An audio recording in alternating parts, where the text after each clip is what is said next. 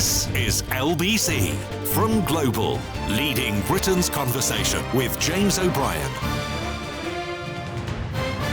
It's 4 minutes after 10 and we have one of our periodical adventures in slightly surreal broadcasting ahead of us for the next 3 hours. I don't want to labour this point, but I'm also conscious that you could be tuning in for the first time today. You could have just turned your radio on. Of course, people don't always stay with us for the entire 3 hours, so I will have to explain periodically that we do not discuss anything general election related, because almost anything we mention, almost up to and including the weather, almost anything we mention could conceivably be construed as potentially, whether intentionally or not, as potentially influencing how you vote. And we are categorically not allowed to do that in the broadcast media. The print media is absolutely free to do whatever it pleases in that field this morning. But once the polls are open, we are categorically not allowed to do anything that may influence your vote. That is why fact fans, trivia fans, Mystery Hour fans, that is why Mystery Hour exists, actually. A Thursday in the dim and distant past dawned with me, possibly for the first time, actually, struggling with the requirement to say nothing about politics and therefore inventing a feature. I think it was my producer at the time, Maxi, that came up with the idea. Inventing a feature that somehow insulates us from almost every risk of politically influential comment or conversation. So on we go. So potholes, I thought.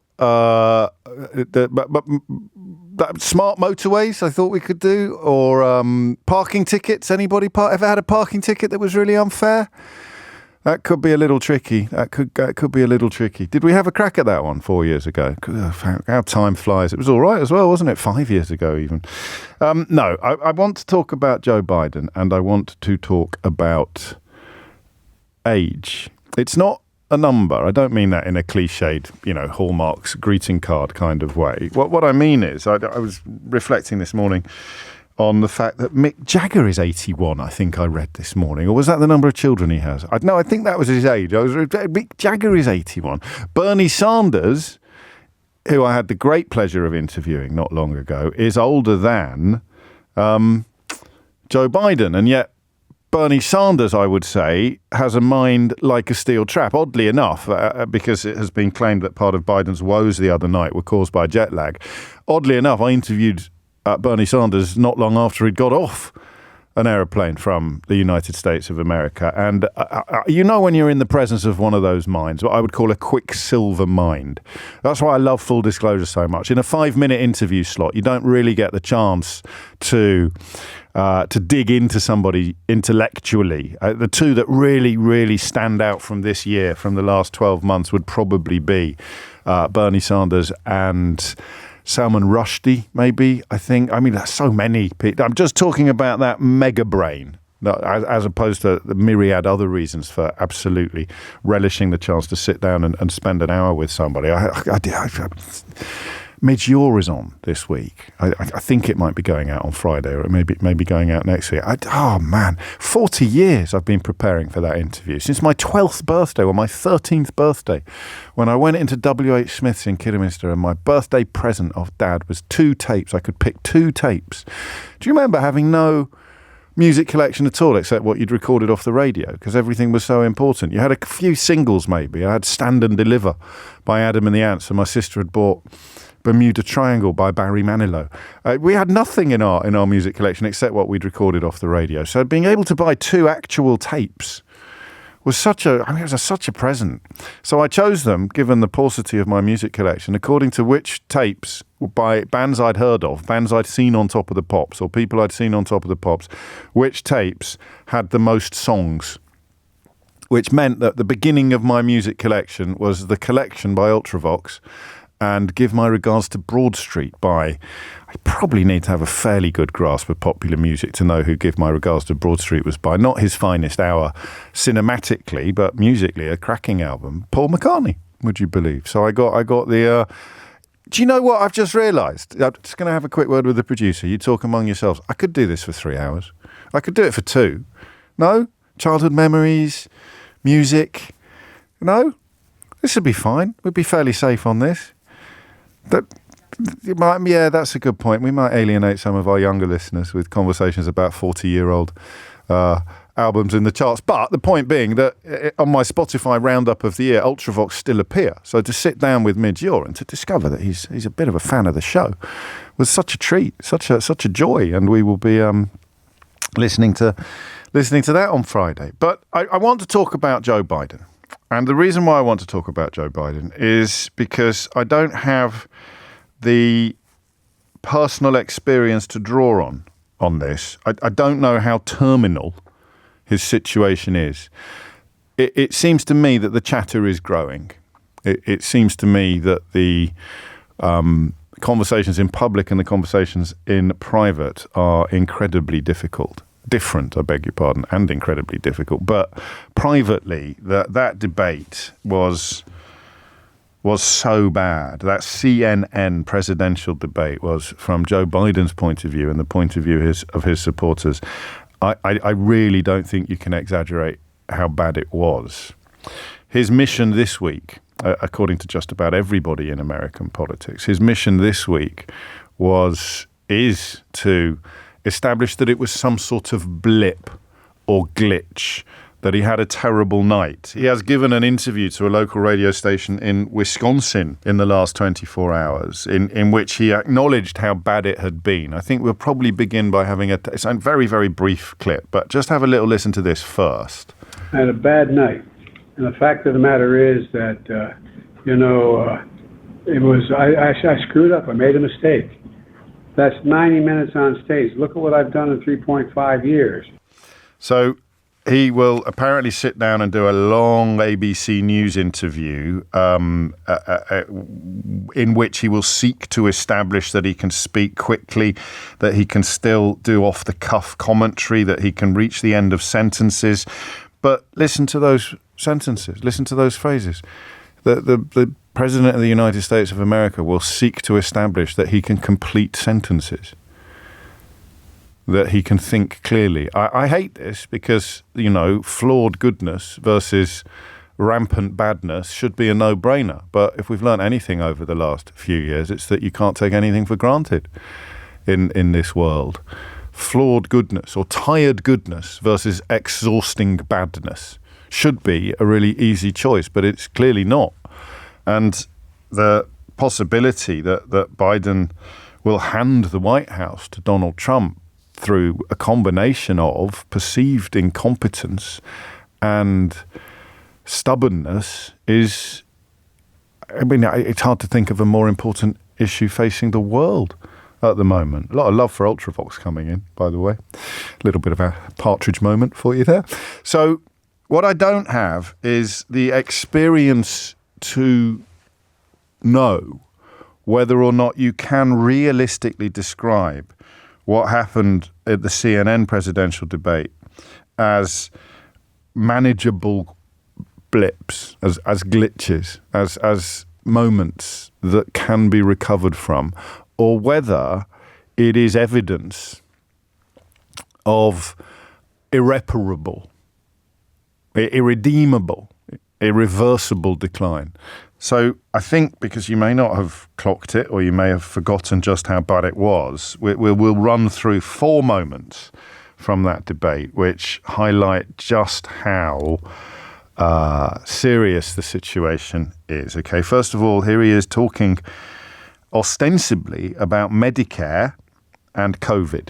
Every single solitary person eligible for what I've been able to do with the with the COVID, with dealing with everything we have to do with, look, if we finally beat Medicare. Well, he's right. He did beat Medicare. He beat it to death, and he's destroying Medicare because all of these people are coming in. They're putting them on Medicare. They're putting them on Social Security. They're going to destroy Social Security.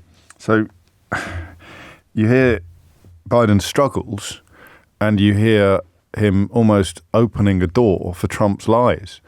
and racist provocations, and he had no comeback. In fact, the next clip is him on the issue of immigration. There are 40% fewer people coming across the border illegally. That's better than when he left office. And I'm going to continue to move until we get the total ban on the total initiative relative to what we're going to do with more Border Patrol and more asylum officers. I really don't know what he said at the end of that sentence. I don't think he knows what he said either. And then opening the door for Donald Trump to be quite amusing, because you can't really argue with his analysis of what had gone before. And on concerns about his age. I spent half my career being criticized being the youngest person in politics. I was the second youngest person ever elected to the United States Senate, and now I'm the oldest. This guy's 3 years younger and a lot less competent. I think that just look at the record. Look at what I've done. Look how I've turned around the horrible situation he left me. Well, I took 2 tests, cognitive tests. I aced them. We made it public. He took none. I'd like to see him take one, just one, a real easy one. Like go through the first 5 questions. He couldn't do it. And I think possibly the weirdest moment in that CNN presidential debate involved the subject of golf. Look, I'd be happy to have a driving contest with him. The reason I got my handicap, which when I was vice president, down to a 6. By the way, I told you before, I'm happy to play golf if you carry your own bag. Think you can do it? That's the biggest lie, that he's a 6 handicap of all. I was an 8 handicap. Yeah. But I have, how many... I've seen you swing. I know you swing. So, 16 minutes after 10 is the time. I'm going to make this personal, but not personal about Joe Biden. I'm going to make it personal about you. When you've had a loved one who has still got their marbles, but who is noticeably and notably slower than they used to be, when somebody is just not all there all the time anymore, how fair is it to suggest that that's not something to worry about? Because when push comes to shove, they can bring their A game to the table. So you're going to be thinking about your dad or your granddad, your grandma or your mum. You're going to be thinking about somebody you love whose mental decline, age-related mental decline, reminds you, or you are reminded of, by what Joe Biden is going through at the moment. And what I want to know is how feasible it is that he can, knowing what you know about age-related diminishment or decline, how feasible is it that he can put this behind him? I don't just mean as a political issue. How feasible is it that he can get from here to November without this becoming a problem again? Because I can't quite see that, I'm afraid, much as I would like to. I can't quite see it. Even if he does a good interview with ABC News and does a couple of impressive make or break appearances, give it a fortnight, he has another moment like that in public. They can't keep him in a box, can they? They can't keep him in the basement until November. Anything that goes well is undone immediately by one thing that goes badly, and then some. I mean, you listen to that, and I actually, do you know, Georgie's been in touch with, this was actually second choice for this conversation this morning.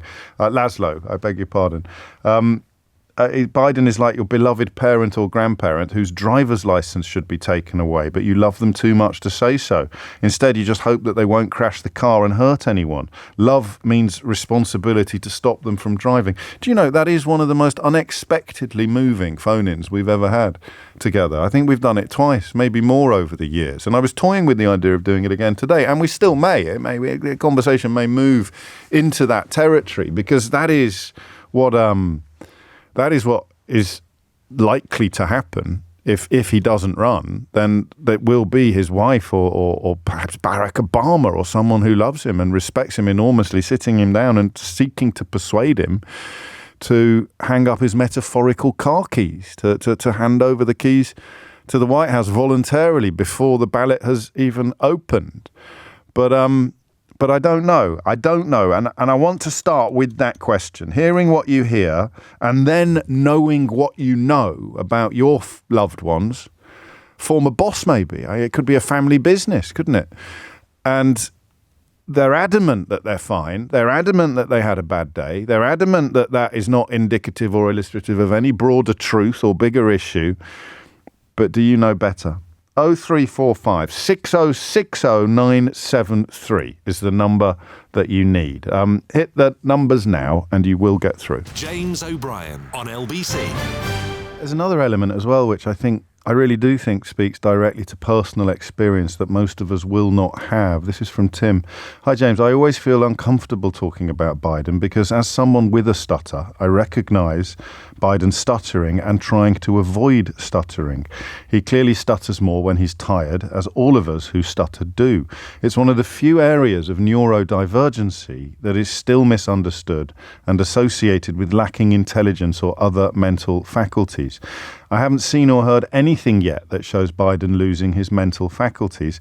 All I heard in the clips you played was a man stuttering. Well, you heard him get the word Medicare mixed up with the word COVID. That might be a consequence of the stutter, or it might be a consequence of the exhaustion brought on by managing the stutter. But it wasn't a stutter as such, Tim, I don't think. And the golf stuff as well. Well, you're, as I say, you're the one with the personal experience. I understand how it comes across, as politics is a brutal game. But would we be having the same conversation if a blind person had tripped over multiple times? I'm really grateful to you for that. And I hope that our mutual respect for each other extends to me saying that I actually disagree with you, despite not having the personal experience of a stutter, because I mean, I heard something different from what you heard. And what I heard was a man who is sounding markedly different from how he sounded 5 years ago, or 10 years ago, or 20 years ago. And that's about more than the stutter. That's about something related to the years that have passed since he sounded much sharper and much brighter, which is why I may return a few times during this conversation to Bernie Sanders or Mick Jagger, who's 81, the same age as Joe Biden. It's 23 minutes after 10. I wonder what you heard. Graham is in Nottingham. Graham, why did you pick up the phone? Morning, James. Hello, big fanboy, and I was expecting to be talking about Evel Knievel this morning and toys we didn't get, but there you go. Oh, yeah. Oh, I could still do that, couldn't I? Crikey, it's always slightly embarrassing. Maybe this is my Joe Biden moment when listeners have got a better memory of what I said yesterday than what I've got myself. Go on, anyway. That's not what we're doing at this point. No, this is a really, really sad situation for me personally, because we were in a similar situation with my mum. We go back 10 years, and right. I'd moved to Spain, and although I spoke to my mum on the phone, there was no FaceTime really or anything like that then. Yeah. And so you kind of get spatterings of conversations, it's all about how are you and all that kind of stuff, and, blah, blah, blah. And then mum came over, and that was our first Christmas in Spain, and my brother was there with his family as well. And my mum started saying things like, I can't wait for tomorrow. And, we used to call him the Grim Reaper, talking about Santa and stuff. Yeah. And my brother sort of laughed it off, and I was thinking, whatever. And then she said something else that was very on those similar lines, getting muddled, like Biden did, just getting things muddled. So we're not talking about early onset dementia or even dementia. No. We're just talking about an almost sort of existential exhaustion. Yeah, it was just it was just age-related kind of issues that were happening with mum, that we kind of, and I ended up saying to her, Mum, how long's your memory not quite has been as good as, because my mum was sharp as a tack. Yeah. She was, we can't go into politics today, but she was sharp. Yeah. She understood the world in ways that are only becoming evident now. She was right about everything.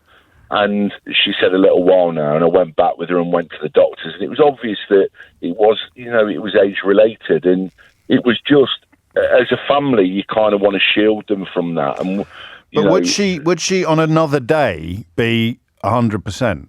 Absolutely. So you could have 3-4 hours with mum where, when you were spending time with her, where she was still sharp. Yeah. And then towards the end of the day, she would fade.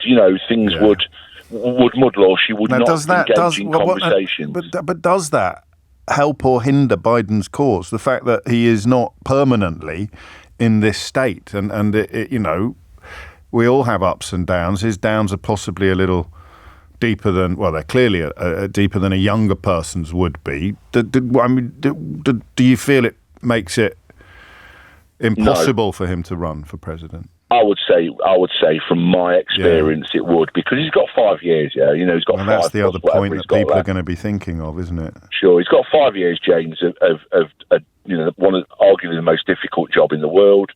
The geopolitics at the moment aren't great. Yeah. And although obviously he's surrounded himself with people who are very able, and he's in a way he's kind of the mouthpiece for a movement, but I fear for him, and I think behind the scenes his family will do as well, because they love him, like I love my mum, like you love your mum, and it's a difficult situation, and you have to have hard conversations. Like with my mum, we kind of persuaded her that it's probably best she didn't drive anymore, which limited what she did, but we knew it was the right thing to do at that time as a family. Yeah. And you always get somebody in the family, like somebody else in my family who couldn't see it, who refused to see it, and they're odd conversations as well, James. They're really difficult conversations to have. And the stakes, as you've established, are immeasurably lower in normal lives, if you like. An extraordinary life, like the life of a president of the United States of America, possibly demands extraordinary interventions. I hope this doesn't turn into a consensus where everyone is seeing the same thing.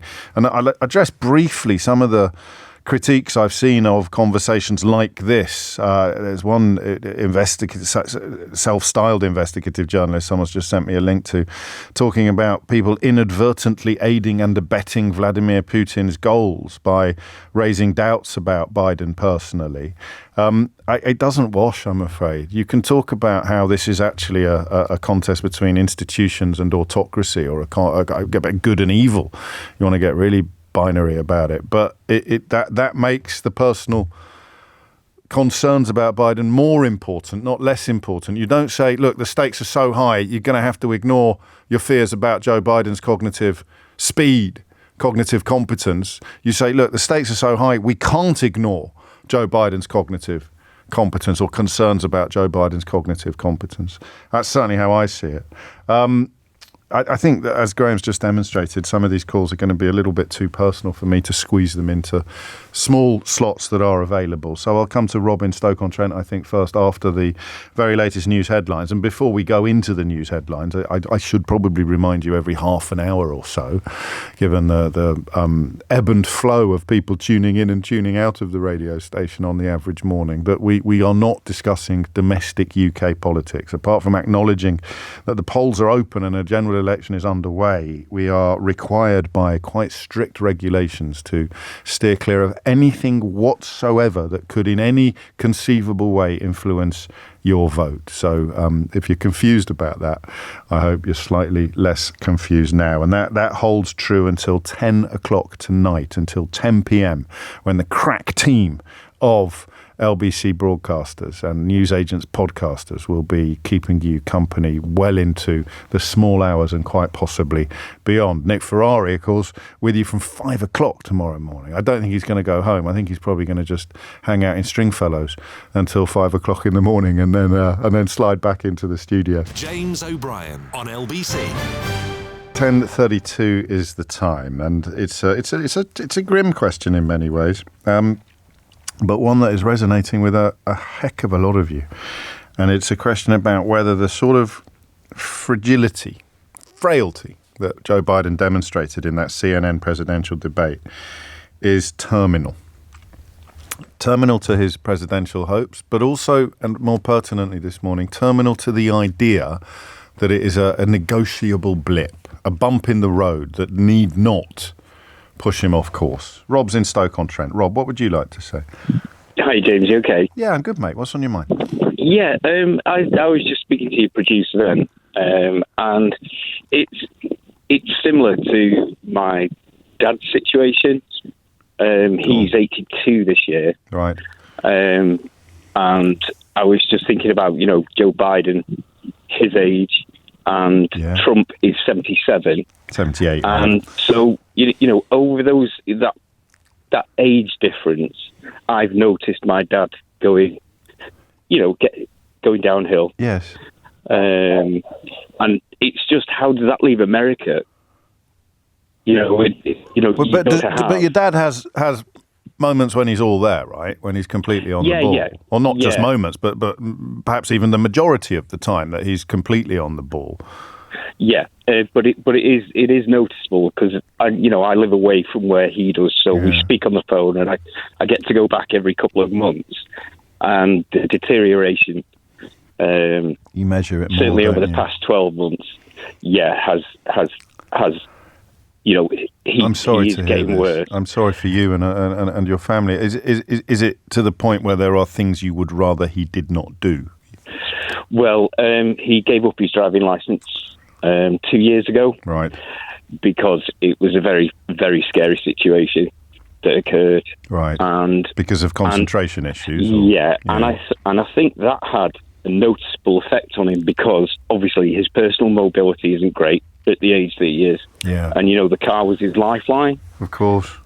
Brutal conversation. Did you instigate that conversation? Me and my brother had a sit down. My brother lives in Australia and he came back. Wow. And we had a sit down with him and said, look, Dad, this isn't safe anymore. Not for yourself, but for other road users. Yeah. Sorry. Hey, mate, that's fine. Take it easy. I'm sorry to pry.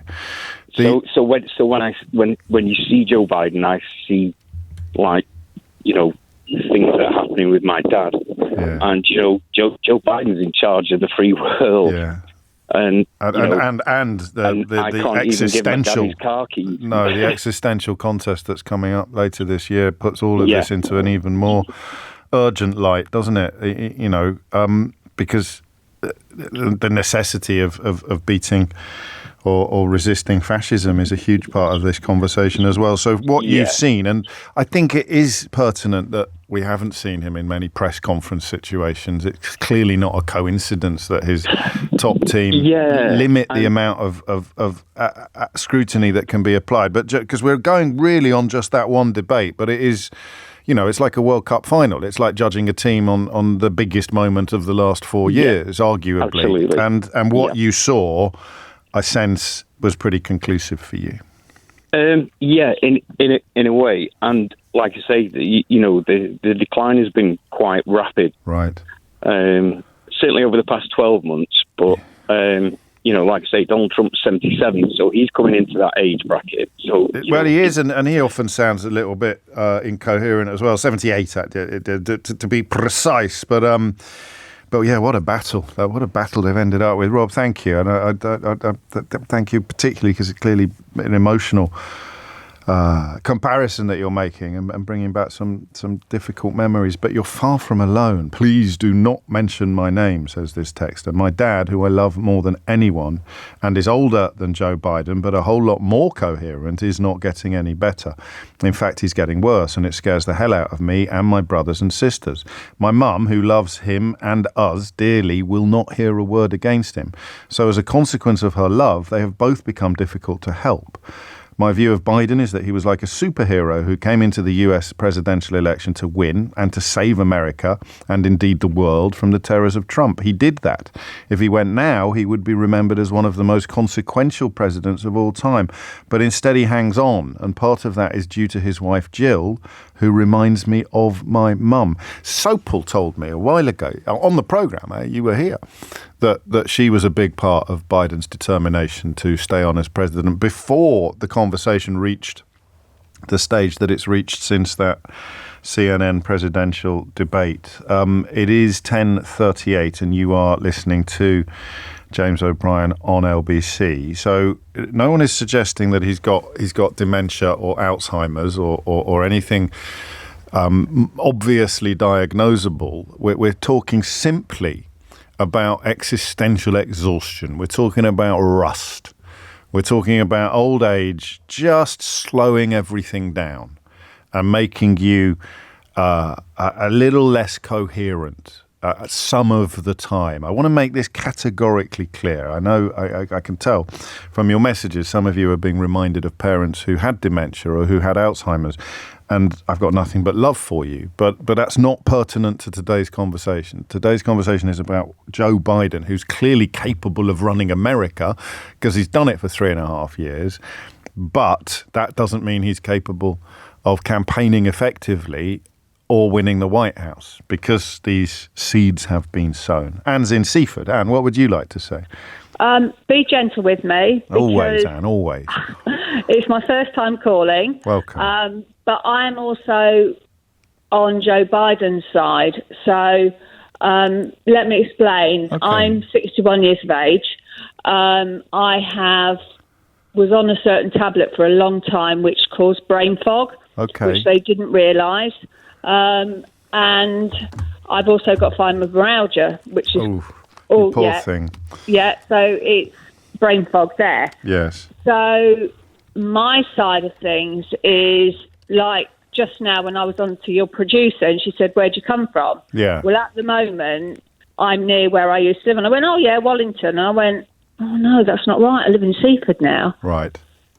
And... So but there are moments when the spark doesn't hop from one spot to the next, one node to the next. It's not that you've forgotten or that you don't know or that you'd never know, but it's just not firing quite right in that moment. Yes. Okay. And I can't hold down a job now. Because of this? Because of it. I'm sorry. And I just want to put the other side of things to it. That like I said, I'm 61. I've got a husband. I've got 2 kids. I've got a husband that doesn't quite understand it and gets quite frustrated. Oh, yeah. So, for instance, I will go out. I'll leave my car key. I'll leave my front door keys at home. I'm supposed to be on a stick. I leave my stick at home. Right. I was travelling not so long ago. Left my passport in, the grey trays. Left my passport. Yeah.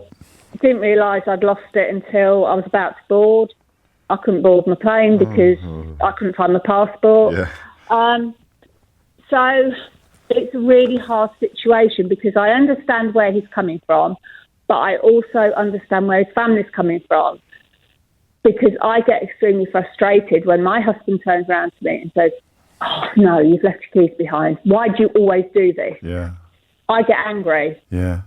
Because it's a frustration of things. So I think families have to be very careful about how they actually approach anybody who they think may have dementia. I mean, I have been through the dementia test. I haven't got it, thankfully. Sure. My brain is shrinking more than it should do for my age, right? Which obviously causes this problem. And yeah, I do get muddled. I will be halfway through a conversation and I don't know what I'm talking about. Did you recognise any of this when you listened to those clips of Joe Biden? Did you think, I know what's going on here? Yes. And right. I can understand his family. Yeah. I can understand his family not trying to approach him because of the wrath that it might cause between the family. And, well, there's also denial. There could be denial on both sides. Yeah. Did you go through any denial? Oh, God. I'm still going through denial. Tell me more about that, if you can, Anne. I still go through denial because I don't want to believe I've got it. Mm. Because for me, it hurts. I was with a friend the other day and I had to ask her what day it was. Right. Because I'd forgotten. And it gets extremely frustrating. I don't want, because of my age, I don't want to be in that bracket. I don't want to be frustrated. I don't want to forget things. It just gets so frustrating. And tiring, Anne, as well. I'm hearing exhaustion, I think. Yes. Which makes it worse. It worse. Yeah. And you haven't got a stutter, which also involves a level of vigilance, mental vigilance, that the rest of us can only imagine, doesn't it? No. And so I can understand what he's going through. He's total denial. Mm. I had to leave a job because I really couldn't. I couldn't keep up with it because I couldn't remember people's names. I still can't remember people's names.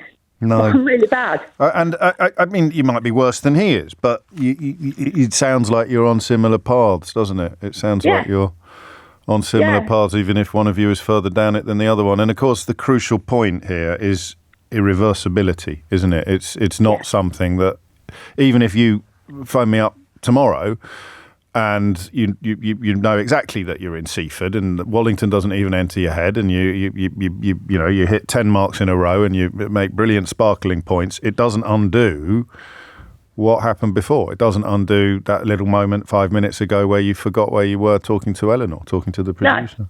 No. And that's the problem, isn't it? So if he goes out, everyone's saying he's going to go and do an interview on ABC News and he's going to be brilliant and he's going to do some make or break appearances. But it doesn't matter, because if a week later he has another moment like the ones we witnessed in the CNN debate, it's all undone again in the eyes of the public. They will only... sorry, I'm getting quite upset about it. Hey. They will only see the last interview. Yeah. They won't see... Like, for instance, I'm doing Duolingo at the moment. I don't know why I'm doing it, because I can't remember it. Right. I remember it there and then when I'm doing it. Yeah. Come away from it. You ask me anything. What language is it? Spanish. Okay. You probably are. You're probably absorbing it by a sort of process of osmosis in a way. But I know what you mean. You know that if you'd been doing that 10 years ago, you'd be I'd be fluent. Flamencoing your way through the kitchen at the moment. Yeah. Or whatever. Yeah. Certainly wouldn't be doing that. But, thank you, Anna. That's been incredibly helpful for me and quite tough for you. Are you all right? Yeah, I'm fine. Yeah. You glad you rang? Yeah, I am. Good. But so I have am to I. go because I'm getting upset. No, I know you are. I can tell. And you brought me in on 10:45 as well, right on the button. James O'Brien on LBC. 10:48 is the time. I love UK news programmes on Election Day, writes the splendid Alex Andreou, with whom I will be sharing a stage this evening. They are the equivalent of family at Christmas, trying to make polite conversation while actively avoiding even accidental reference to last year's traumatic episode involving an alcoholic uncle, a turkey baster and a beloved family pet. I know exactly what you mean. And so far, so good. It's 10:48. We're talking about Joe Biden. We're talking about American politics. And we're just wondering whether there is a way back, as this week will determine, from what we all saw in that CNN presidential debate, or arguably what we all heard during that CNN presidential debate, which was a man whose cylinders were not all firing. I stress again, because I don't want to stray into anything that sounds remotely diagnostic. We're just talking about a slowing of speed, a slowing of reaction times, and a confusion sometimes of words and phrases, which I quite like the description of it being a form of existential exhaustion, and you'll have good days and bad days. And that's why I wonder whether it is, if you like, a redeemable situation, because the exhaustion element is not reversible, but that doesn't mean that the political situation is not redeemable. Lloyd is in Bristol. Lloyd, what would you like to say? Hi, James. I spoke to you probably about 3 or 4 weeks ago, shouting out my nan, and that's with about whom I'm kind of calling today, because I cared for her for the last 2 years of her life, and something kind of struck me listening to the Joe Biden clip. Yeah. In terms of that kind of slow decline of the mental faculties. I mean, my nan didn't have dementia or anything like that, but one thing that she would do if we were sat around the table, or if I just cooked some food, we'd be sitting there, and she would start talking about something that she clearly hadn't had any critical thought about, but had a moment of clarity on it. Yeah. And would get quite, enthusiastic about it. And I sort of be sitting there going, blimey, she doesn't know that what she's talking about is slightly bonkers in this context. Like, it's completely out of nowhere. And, the particularly the golf thing, it felt very much like he was like, oh, I've got this clarity, I'm going to run with it. And then, like, looking back at the fact that it's a presidential debate and he's sort of having if you can't hit your marks there, then you can't hit them. You can't guarantee that you can hit them anywhere, can you? Yeah, and you kind of look at the someone else that might be in the room going, are they aware that what they're talking about is a little bit sort of... Well, he's not done that. I mean, maybe the golf stuff he went off a little bit, didn't he, and getting Medicare and COVID mixed up. But I don't think he was in a space where people didn't know what he was trying to say. Yeah, I hear you, but to me, it was what I heard and what I kind of would hear with my nan is it's like they were clutching at straws of like, oh, I've got some real clarity here, I'm going to run with it, and I'm getting quite passionate about it. And everyone else in the room is kind of going, oh, I don't think there's a discomfort here, and even if he's not quite there yet, if your nan was a little further down the road than he is. Oh, absolutely. That was the next thing I was you sense say, they're on the same road. They're on the same road.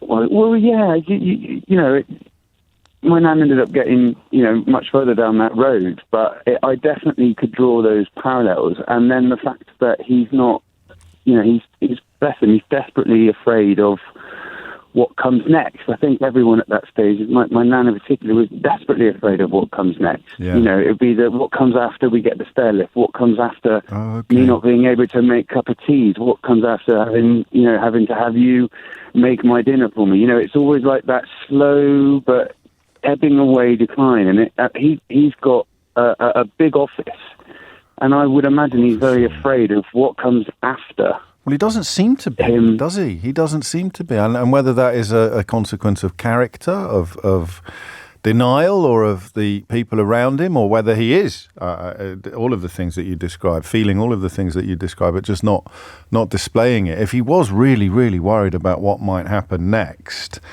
then I think that the decision not to do what he is currently minded to do would probably have already been made.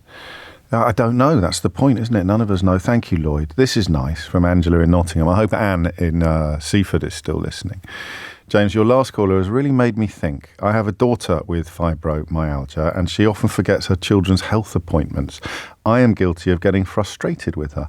I will now change how I react to her. Thank you for this phone topic, says Angela in Nottingham. So, it's good, isn't there? Almost everywhere.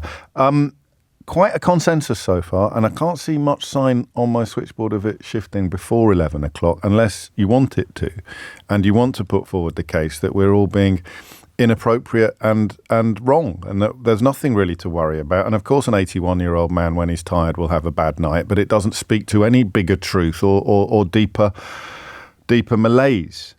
He leads a much more stressful life than we do, and his son, of course, on the non-work side of things, has been having all sorts of legal problems and legal troubles recently as well. So there is still time to nip in on that angle or at that end of the conversation on 0345 6060 973. This is a sad hit job, this text says. Go and watch Shrinking Trump and then compare and contrast. No, it's not a question about comparing and contrasting, though, is it? It's a question about comparing Joe Biden with Joe Biden. It's a question of comparing Joe Biden 2024 with Joe Biden 2020. That's the point that people are worrying about.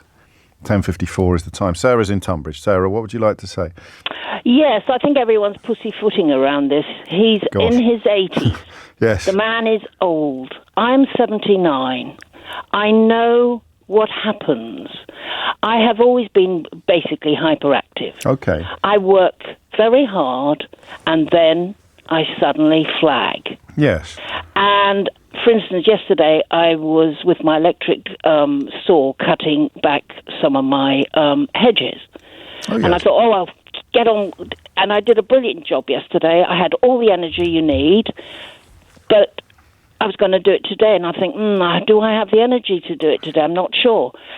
And the trouble is, because I've always been active, people say, oh, you're like a 60-year-old. You're not. You're going to live to your 100. I go, no, I'm 79.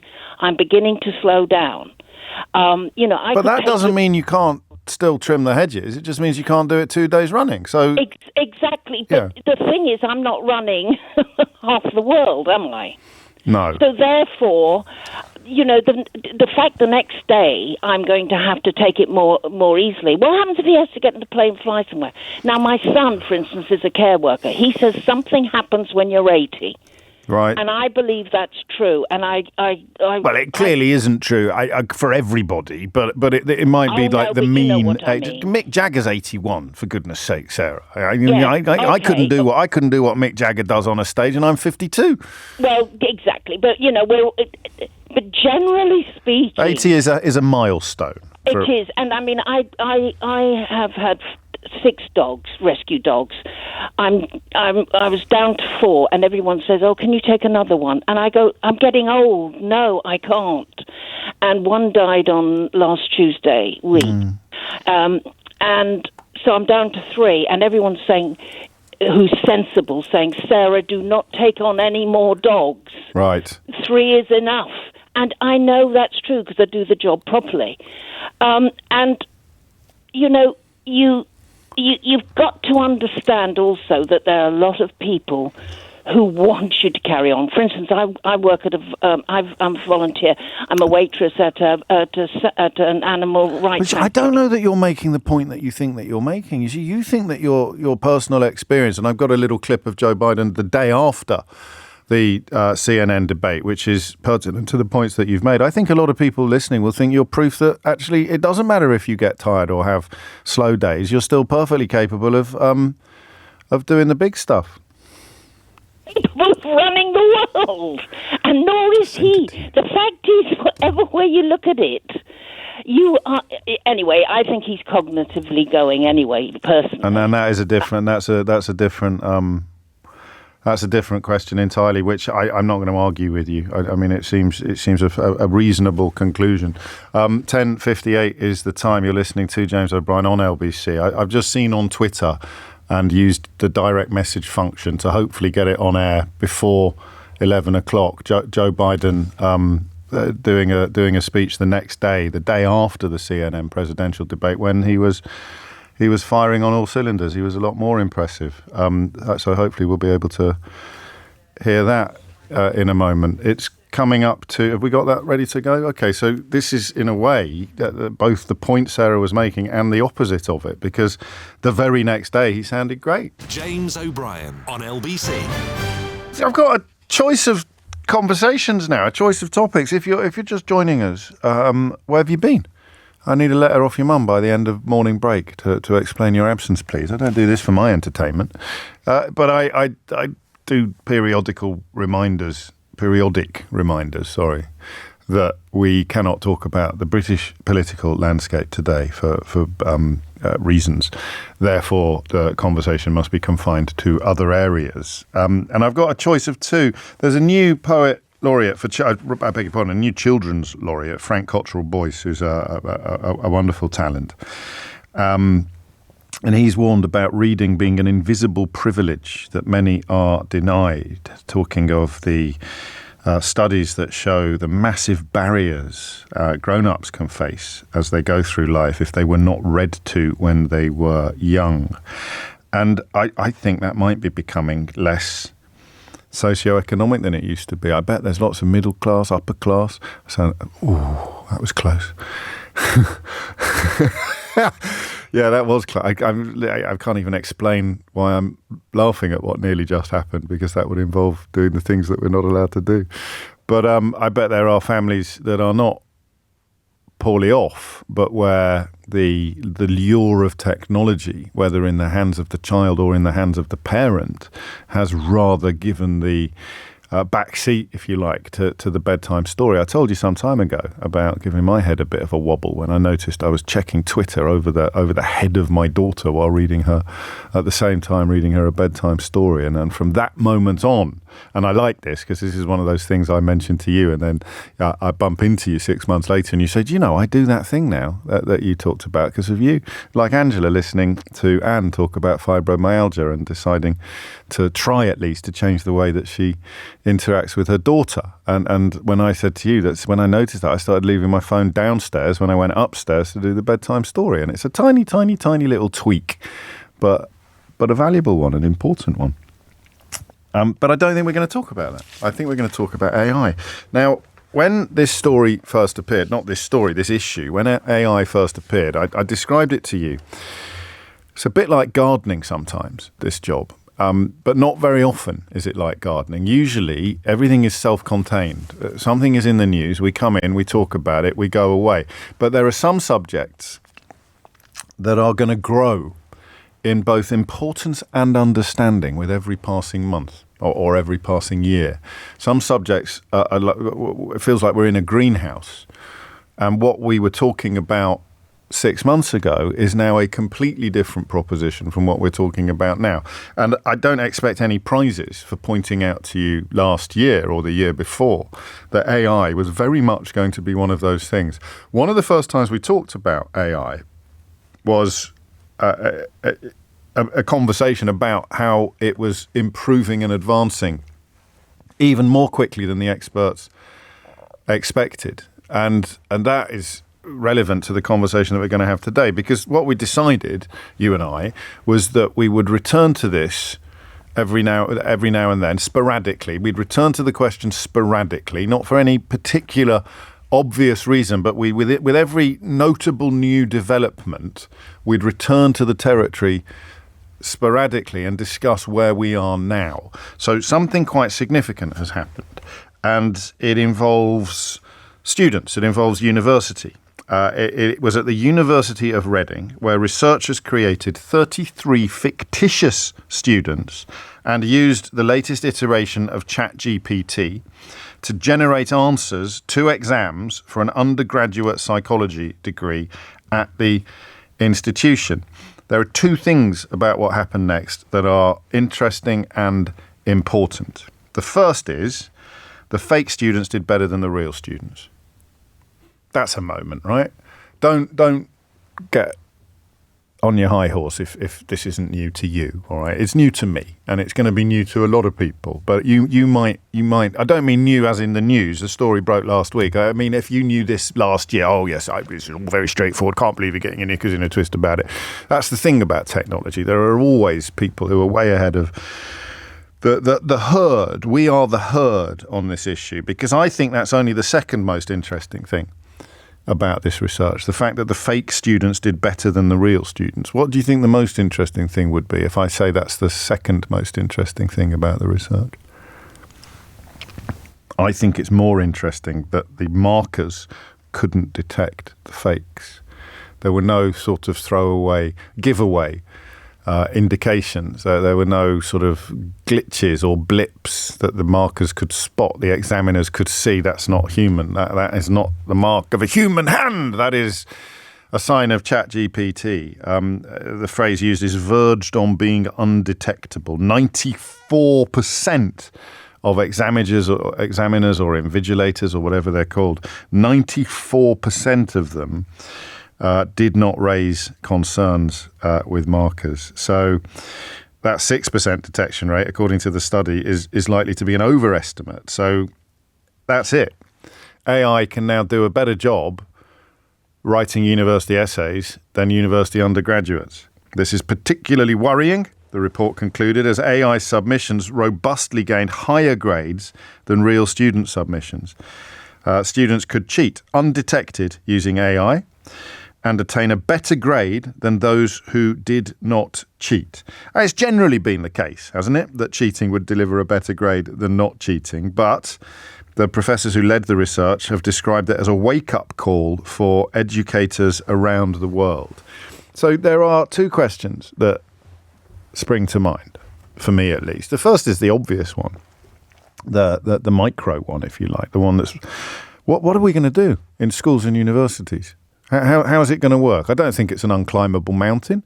It's possibly an issue that you are already addressing, in your university or in your school. But if we now know, and I suppose I also can ask you whether or not you've done this. Have you cheated using AI? Have you got AI to do your homework? Have you got AI to do your undergraduate essays? If you're a teacher, you will probably be a bit in front of this story. You'll know a little bit more about this than I do. What are you doing?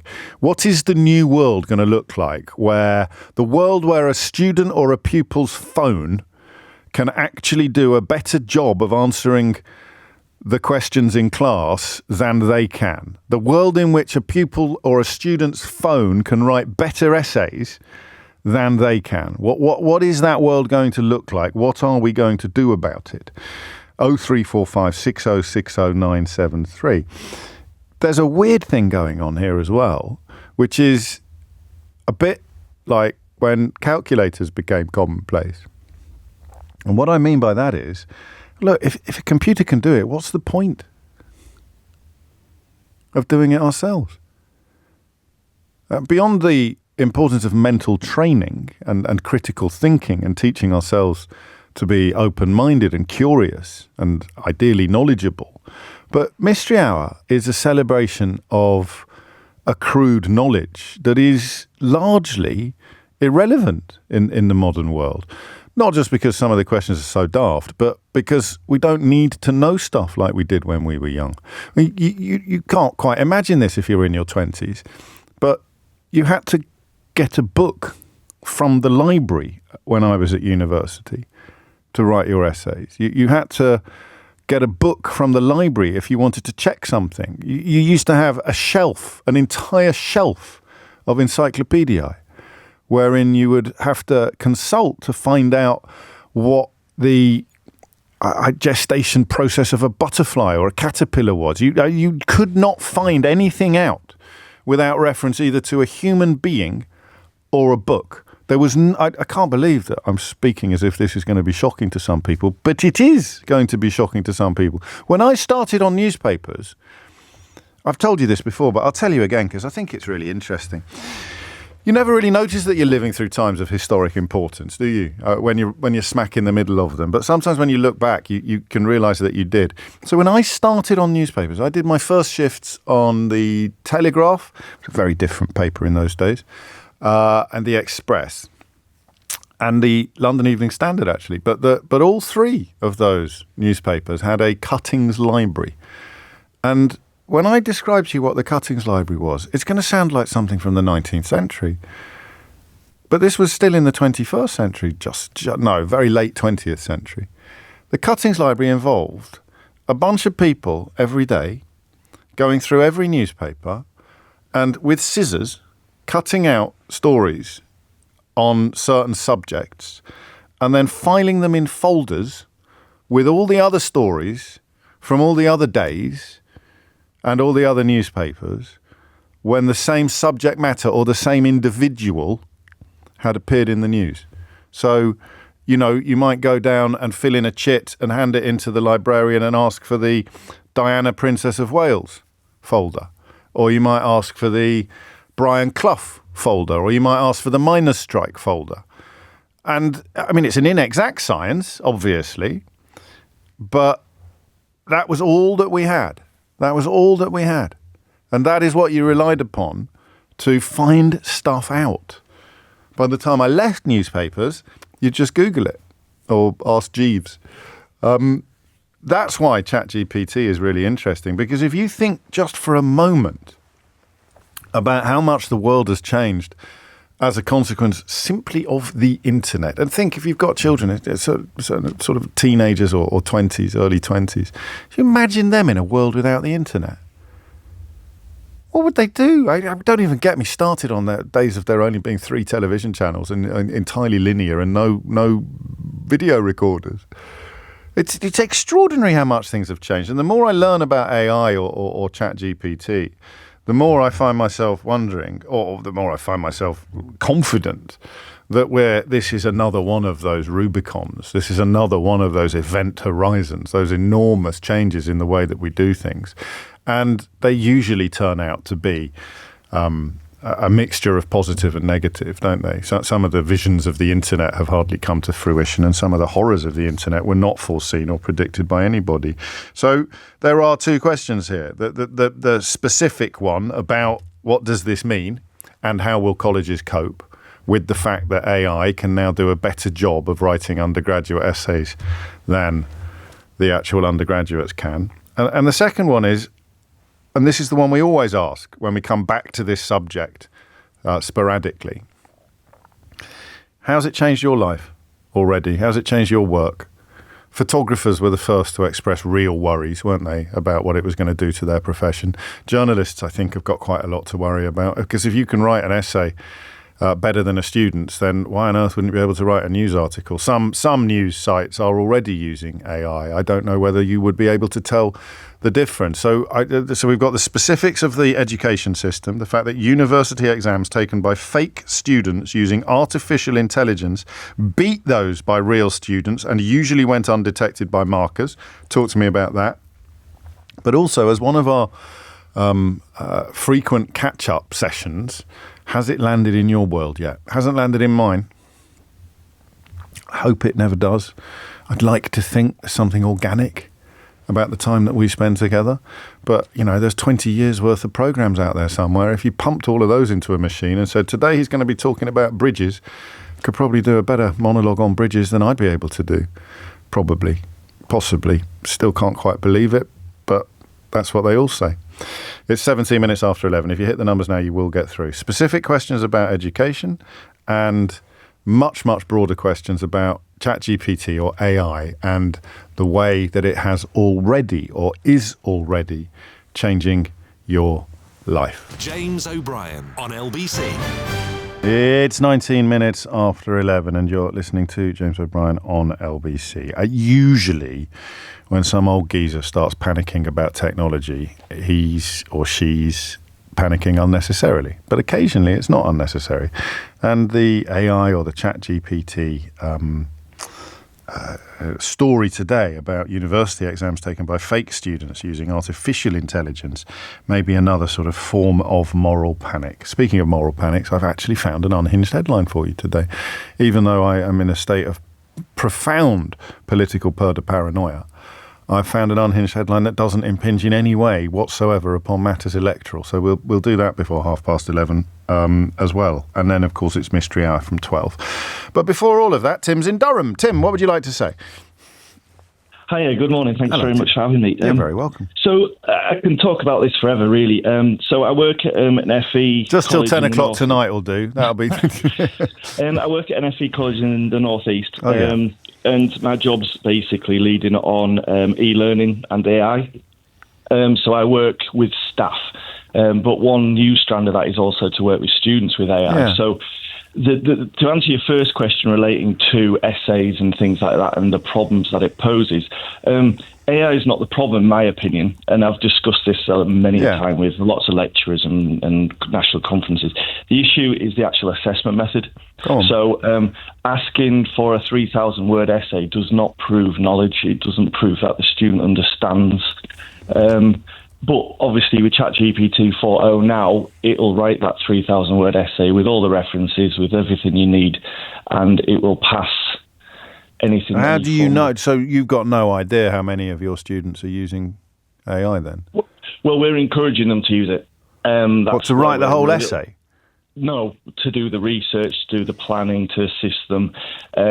We're also going through a process of revalidating, looking at our assessment methods, because a 3,000-word essay doesn't prove that the student has learned. No, I understand that. I mean, that's been true since I was at school. The people who found the mode of lengthy essay writing to be, because it suits some people. It suited me down to the ground. So I would have once resisted the idea that it wasn't the safest way or the soundest way of testing education. But clearly, there's a hell of a lot of people it doesn't suit down to the ground. So your point stands. But that's independent almost of AI, isn't it? Because it was true before AI was even invented. But it focuses the mind and possibly increases the urgency of coming up with a new way of testing students that is AI proof.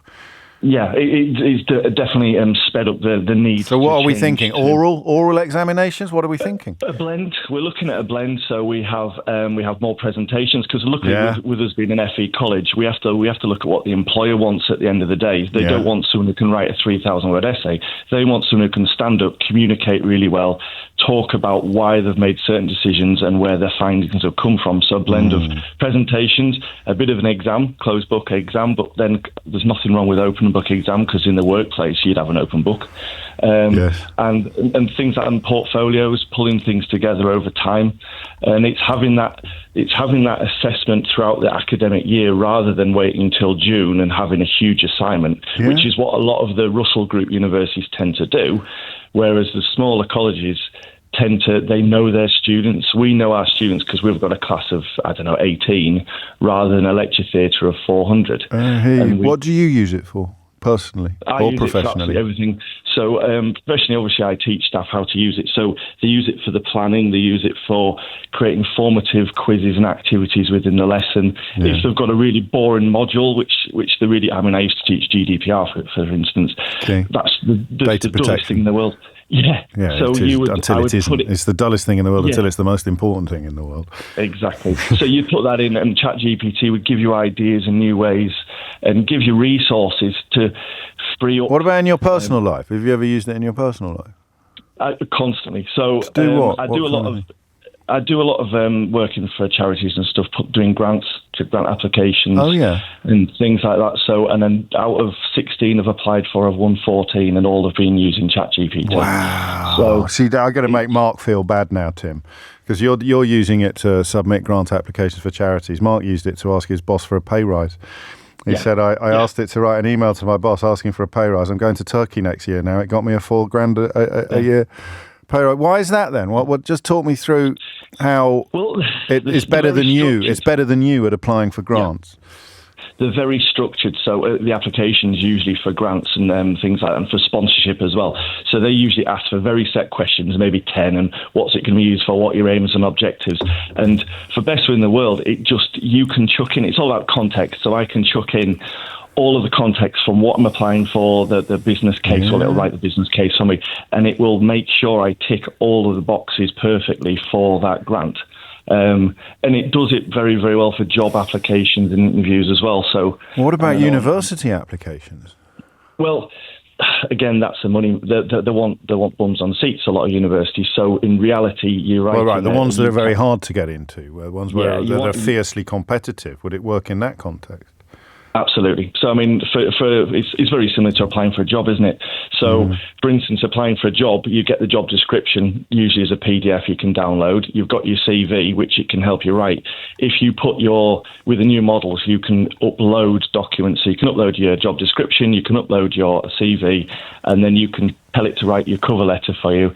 But also, so you're not worried by it at all. You're excited by the potential well, that's kind of the call I wanted to start with. And the only fly in the ointment of this, and I don't think it is going to apply in the educational sector, but it's been picked up by Ross, who's texted to say, in the short to mid-term, it's excellent. As a freelance web developer, I can do an hour's work in 10 minutes and still charge for the hour.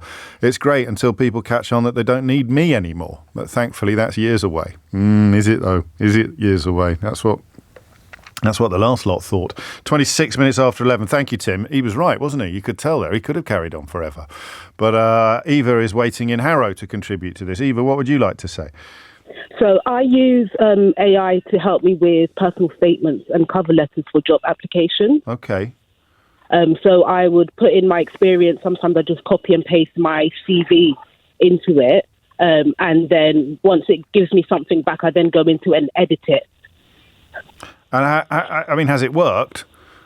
Yes, it has worked. Well, how many job applications have you submitted? Surely you only need to submit one.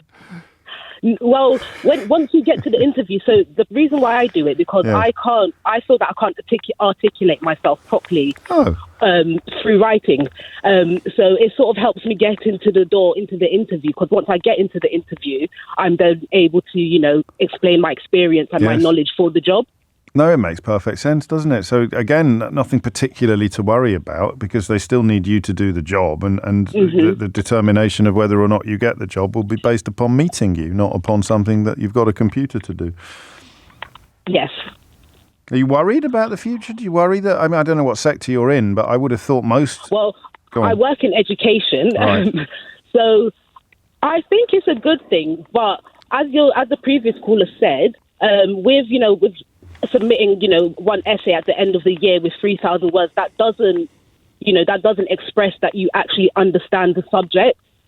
So, it is more of a thing of changing examining methods, I personally think. Yeah, you were the second person to say that, and that's fine. I mean, you could just make people use fountain pens again, couldn't you? And then you'd know that they hadn't Although I suppose they could use ChatGPT and then just transcribe what's appeared on it, but they can't take screens in. So, I mean, nothing to worry about then, are you saying, do you think? I don't think it's anything to worry about. We do have to be wary, but that's with anything, isn't it, really? Yeah, of course. No, of course it is. I remember the call. Thank you, Eva. There was a caller, wasn't there, last time we touched on this subject, who'd got it to rewrite his gym Facebook page, GYM? I think it was a gym Facebook page, because Nick says that his wife's has a cake website, and the whole website's been written by AI. It's the best thing that we have ever invented. He writes, I'm dyslexic and may have other issues, but I'm definitely not stupid. AI helps me get down what I'm thinking and what I want to say. Just change the wording slightly if needed. It was a fella who changed his gym website, and the number of applications that people that were clicking through went through the roof when he shifted from what he'd written to tempt people to sign up for a trial at his gym. My memory's a strange thing. I've got a feeling it was in Brighton. Anybody else got a strange little congregation of memories there? A gym, Brighton, and AI. And when he changed it from what he'd written to what AI had come up with, the hit rate on people who you could see were reading it and then signing up or then inquiring further to join up had reached saturation point. He didn't have room for any more gym bunnies. It's coming up to 11:30. You're listening to James O'Brien on LBC, where it is still the case that our newsreaders are human. James O'Brien on LBC. I want some negatives, please. I want some negative analyses of news regarding AI, and specifically news that university exams taken by fake students using artificial intelligence beat those by real students, and for me at least, even more interestingly, went undetected by markers. Here's Karen. AI will erode trust. We'll become paranoid. What if I can't prove that it's you talking to me? What if we end up doubting the ability of everyone? What if no one believes us when we're telling the truth? I'd go mad, she says. Perhaps unintentionally channeling George Orwell there. It's precisely kind of what one of the central themes of 1984 is, actually. If you can hang on to the truth, even if you are the only one, you will not go mad. Do you know, Karen, I do a thing where I need to invent a different question that I ask in case you try to scam me. Okay, so I sometimes say, what's the name of our oldest cat? In order to make sure that it is actually a family member tapping me up for money as opposed to some sort of strange scammer in a far-off distant land. What's the name of our oldest cat? I didn't need to make up a question, do I? Because you wouldn't know the answer to the question that I asked, even if I asked it. It is 11:34. There is the question. How much of it is going on and how worried, I suppose, should we be? Joshua is in Edinburgh. Joshua, what would you like to say? Hi, James. Hello. Well, I'm a recent graduate. I graduated yesterday. Shouldn't you be hungover? I am. Oh, good. Carry on. There's a lot of AI getting used, probably at loads of different levels. Yes. The first time I kind of came into it was, I started uni in 2020, so we were all online, and we were due to be doing essays, and none of us really had a clue how to reference. Somebody had found this AI assistant tool that basically you could paste in your reference and it would auto-fill the blanks in for you. And that was probably our first encounter with it. Over the next few years, there's a few more. There's one that you paste in a body of text and it'll rephrase it, so it looks like you've read it and rewritten it. That's to be fair, that's what cheating has involved through the ages.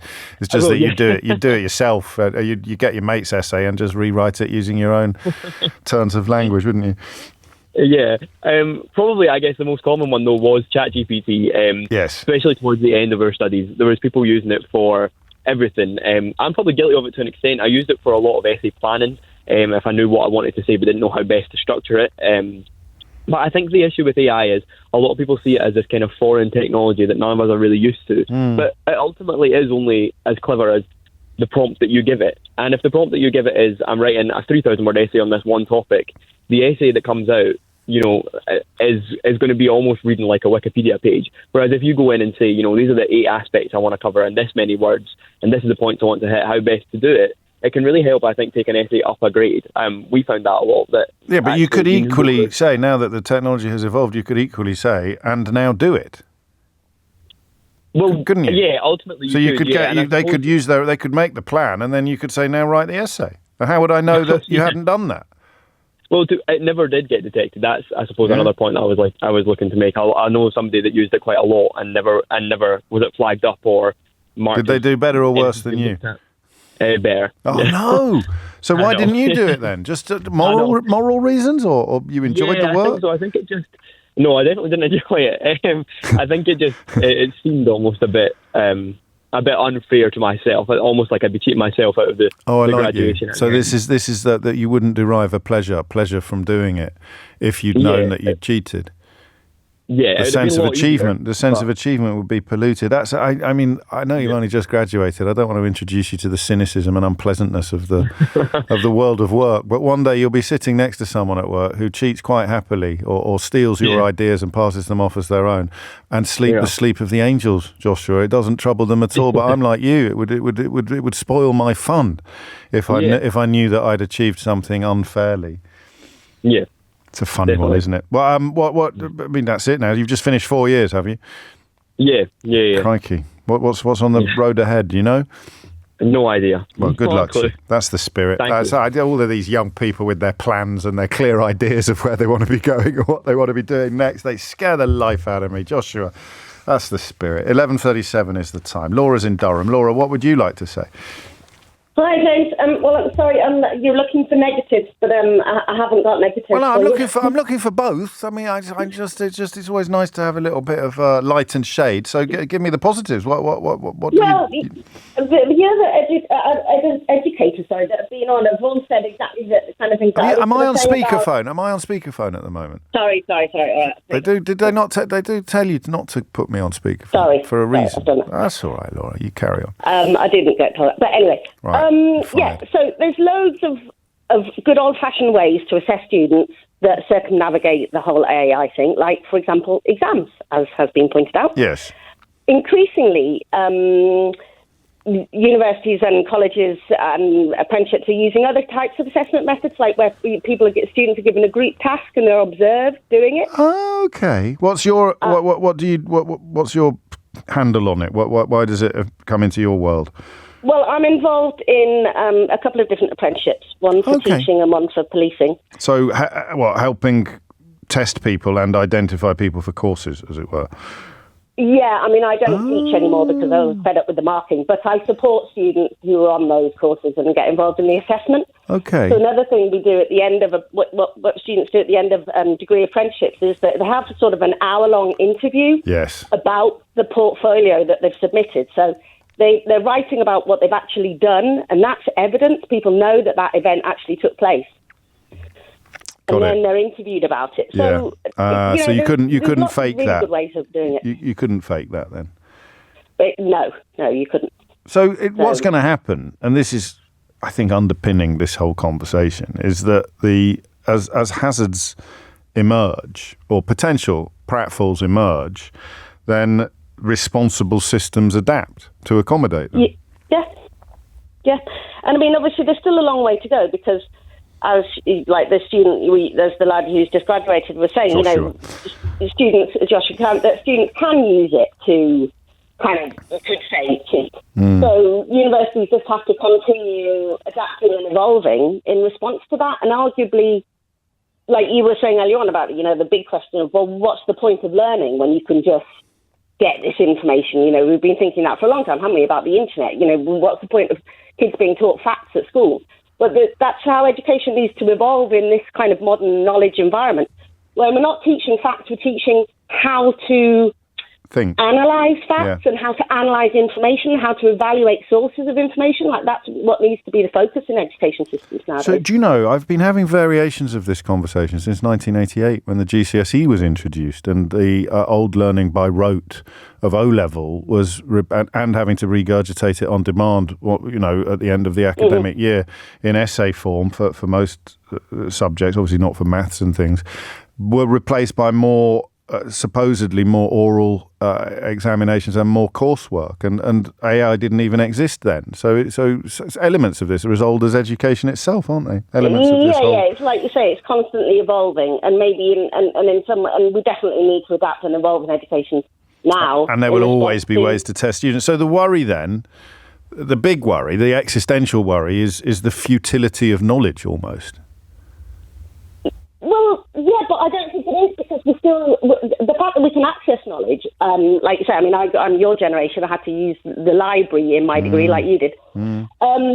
But, you know, education is still a process worth going through your entire life, because it's great that you've got facts available to you, but then you need to be able to assess those facts. Yes, no, well, we think you do, and we hope that you do. But, in a world where AI can do everything, what would be the point in having developed the faculties to assess facts or to critically think? But I don't think humanity will do that. I don't think humanity will sort of devolve, if you like, which I loosely use as the opposite of evolve, will devolve into a sort of blancmange-like approach to experience or to life. It's part of the impulse, isn't it, that drives us, the desire to understand things and to know more. Well, for about half of the population, I suppose, the desire to learn and to strive and to explore and to discover and to know. It can't ever go away. 11:42 is the time. Speaking of all of those things, Mystery Hour, of course, is on the way at 12. And this will sound silly, but I do actually think it's true. That Mystery Hour is relevant to this conversation because it is about knowledge. And that sometimes when I say, what are your qualifications, which I say if you provide an answer that we think is correct, it's not a case of saying, I've got a bag of gymnastics award 4, or I've got a PhD in applied mathematics. Quite often, the reason why you know something is more interesting than the thing that you know. I remember one where it was a musical question, and the chap who rang in from America was working as an assistant to, is it Hans Zimmerman, the classic film composer? So how do you know that? And the answer can be more interesting sometimes than the answer to the question that you've rung in to answer. And that's kind of what we're just talking about, that idea of how you process knowledge, how you achieve knowledge, what you do with knowledge are more important human issues than the knowledge itself. Quite a few people have been experimenting with AI while we've been on air, which is what always happens. Hans Zimmer, not Zimmerman. That's Robert Dylan. That's Bob Dylan's real name, isn't it? But I can't find it. Ross has done one for me on bridges, but I can't find it on the using WhatsApp. This from Phil. Describe James O'Brien in the style of Robert Burns, and he's pumped that into ChatGPT 4. I won't do the accent, but I'm rather pleased with this. A man of the mic, James O'Brien, with a tongue so glib and a mind so keen, is a modern-day sage of the airwaves. He weaves his words like the weaver's shuttle, swift and sure, crafting tales of truth and justice and cutting through the cankered lies with a surgeon's skill. God, that's lovely. I might put that on my bio, on my profile. More of your thoughts on this AI question after this. James O'Brien on LBC. It's 11:47. You're listening to James O'Brien on LBC. I just sort of thinking about tomorrow. Actually, I'm here tomorrow normally from 10 o'clock. Dealing with the results will still be coming in, I think, from some constituencies, pretty much, but be done and dusted. So I'll just do what I always do, which is talk to you and invite you to talk to me. You may be wondering why I'm absent from all that very heavily produced radio furniture there, as you'd think, wouldn't you, that they'd have made a bit of an effort to promote what is the most popular show on the entire station, but apparently not. No, just everyone else gets an advert. Anyway, I'll be here from 10 o'clock tomorrow. And hopefully you will be too. Will you be here? Yeah, Eleanor will be here. Keith, you going to come in tomorrow? Yeah, Keith will be here. Roxy, you going to be here tomorrow? Can you just give me a wave if you're going to be here tomorrow? Yeah. Will, you putting a shift in? Nice one. Okay, that's our little promo there. We'll all be here. Me and Eleanor and Keith and Roxy and Will on socials. We'll all be here tomorrow. Should we do some music now? There we go. It's 11:48. Back to, we could have got AI to do that. It would have sounded a lot more professional, wouldn't it? I think. Hugh's in Brockley. Hugh, what would you like to say? Hi, James. Yeah, I'm a musician. Oh, we could have got you to do it then, couldn't we? Flipping heck. Yeah, honestly. I could too late. Knock it off in 5 minutes. Yeah, give me a minute. That's the spirit. Carry on. With a pleasure. Well, unfortunately, AI could probably do it quicker than me. That's kind of why I'm calling up. A big part of what I do is composing music, and it's a sector that's really under threat from AI in terms of being able to generate the kind of music that I write, which is for TV, for adverts. Occasionally gets used in film. It's called production music. It used to be known as library music. So it's kind of pre-licensed music that's out there for anyone to use for their project. AI is most definitely coming for it. And can you? I mean, I don't want you to invite you to be a turkey voting for Christmas or anything like that, but could you tell the difference between something that's been done by a human and something that's been done by AI? It's getting scarily good. So sort of 6 months ago, things that sounded like they were kind of, spat out of a random generator are starting to sound very realistic. There's quite a few companies now that are kind of getting a toehold. There's one called Suno, which some people may have heard of, SUNO. Yeah, someone just sent me a message about that. It's terrifying. It's kind of ChatGPT for music, so you can phone up and... Richard's just got them to do a song about me. Have we got time to have a listen to? Is it worth having a listen to, do you think? Yeah, why not? You see, I can't do it now. I'll have to get someone. Can we see if that works? Have a little listen to that, make sure it's decent. I don't know whether Richard's got a potty mouth but I mean, that would just be, he'd have put in some words, would he? Some detail, or said use the internet to find out who I am and then write a song about me. Exactly, or you can get a new jingle, within, and you can keep asking it for it, and it'll just generate, 10 for you to choose from. So it's getting really good. I think within a year or two, I mean, I'm sort of online with a few composer forums. So everyone's talking, every other conversation and question is, oh no, AI, what's going to happen? It's coming for you. And there is a general sense, there's a sort of collectively holding hands on the ship that's definitely not going to stay afloat for and would that be years. So it would start with you, but would it then be, I mean, I know it already is, but would it then be getting into the charts and getting into the hit parade? Well, I mean, it's hard to know if it already is. I know Spotify, they claim not to put their own music out there, but I mean, the amount of stuff it's so easily sort of mimicked. I mean, there's a lot of generic music out there for media and in the charts, so it's super easy just to kind of get. So we're not going to know. We're not within a matter of years, if not months. We're not going to be able to tell whether something has been composed by human hand or computer. Well, exactly. And I mean, arguably, that's a kind of prompt for humans to be more original and, to be more cutting edge. But what are you going to do then? Have you thought about your own future? Well, yeah, I mean, fortunately, my original job is as a performer. So, I mean, I'm a percussionist, but I play as a freelance musician. So lovely. I have got that, to be my main job. But it's a real shame because, within the last sort of 6 or 7 years, the writing, the composing was a side hustle, and it's now become kind of 50% of my income. Okay, and that's going to slide back again. No one's ever going to pay money to go and sit in a room and look at a speaker, are they? By which I mean the technological speaker, not an orator. I mean, like a PA system. No one's ever going to pay money to go and sit in a room and look at a Sonos. No. So the performance element is different from the composition. We might end up in a place where the composers are better on AI, but you're always going to have the joy of an orchestra or the joy of a live performance. I think. Well, that's I hope, right. Yeah, I hope. Putting up avatars or whatever they're called, that's hugely expensive and maybe become a bit cheaper. But for now, having actual humans on stage. Yeah, I mean, there's room for both. So you've got the ABBA thing, the ABBA Voyage thing, which is a magnificent show, but you've got 50 years of legacy that's being exploited by technology there that was created by human beings. And I suppose you've got the Gorillas, the Damon Albarn project, which, Jamie What's-His-Chops, the cartoonist who created the characters and the imagery. But again, the human fingerprints on all of that are very clear to see, aren't they? They're all very obvious to see. So things are going to change, but they are not necessarily going to get worse.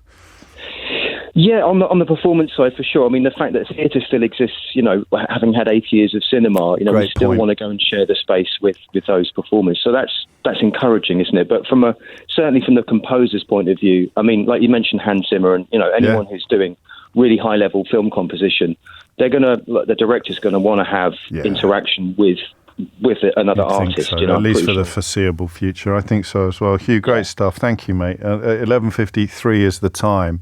I'm sort of wondering about the areas in which... Should we have a listen to the AI? Is it any good? Have you listened to it?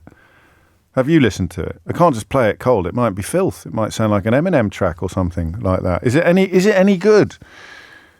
Okay, let's look. Yeah, well, you can... I'm not. I mean, but it's definitely not indecent or anything like that, and it doesn't mention the election. There's nothing political in it. So this is courtesy of Richard using the Suno software. It's a song about me. James on the air, voice without compare, takes you there. Truth he will declare. Questions in his mind, answers he will find. Leaves no one behind, always kind. James on the radio, feel the rhythm flow. Truth begins to show, on and on we go. Oh, that's a game changer, isn't it?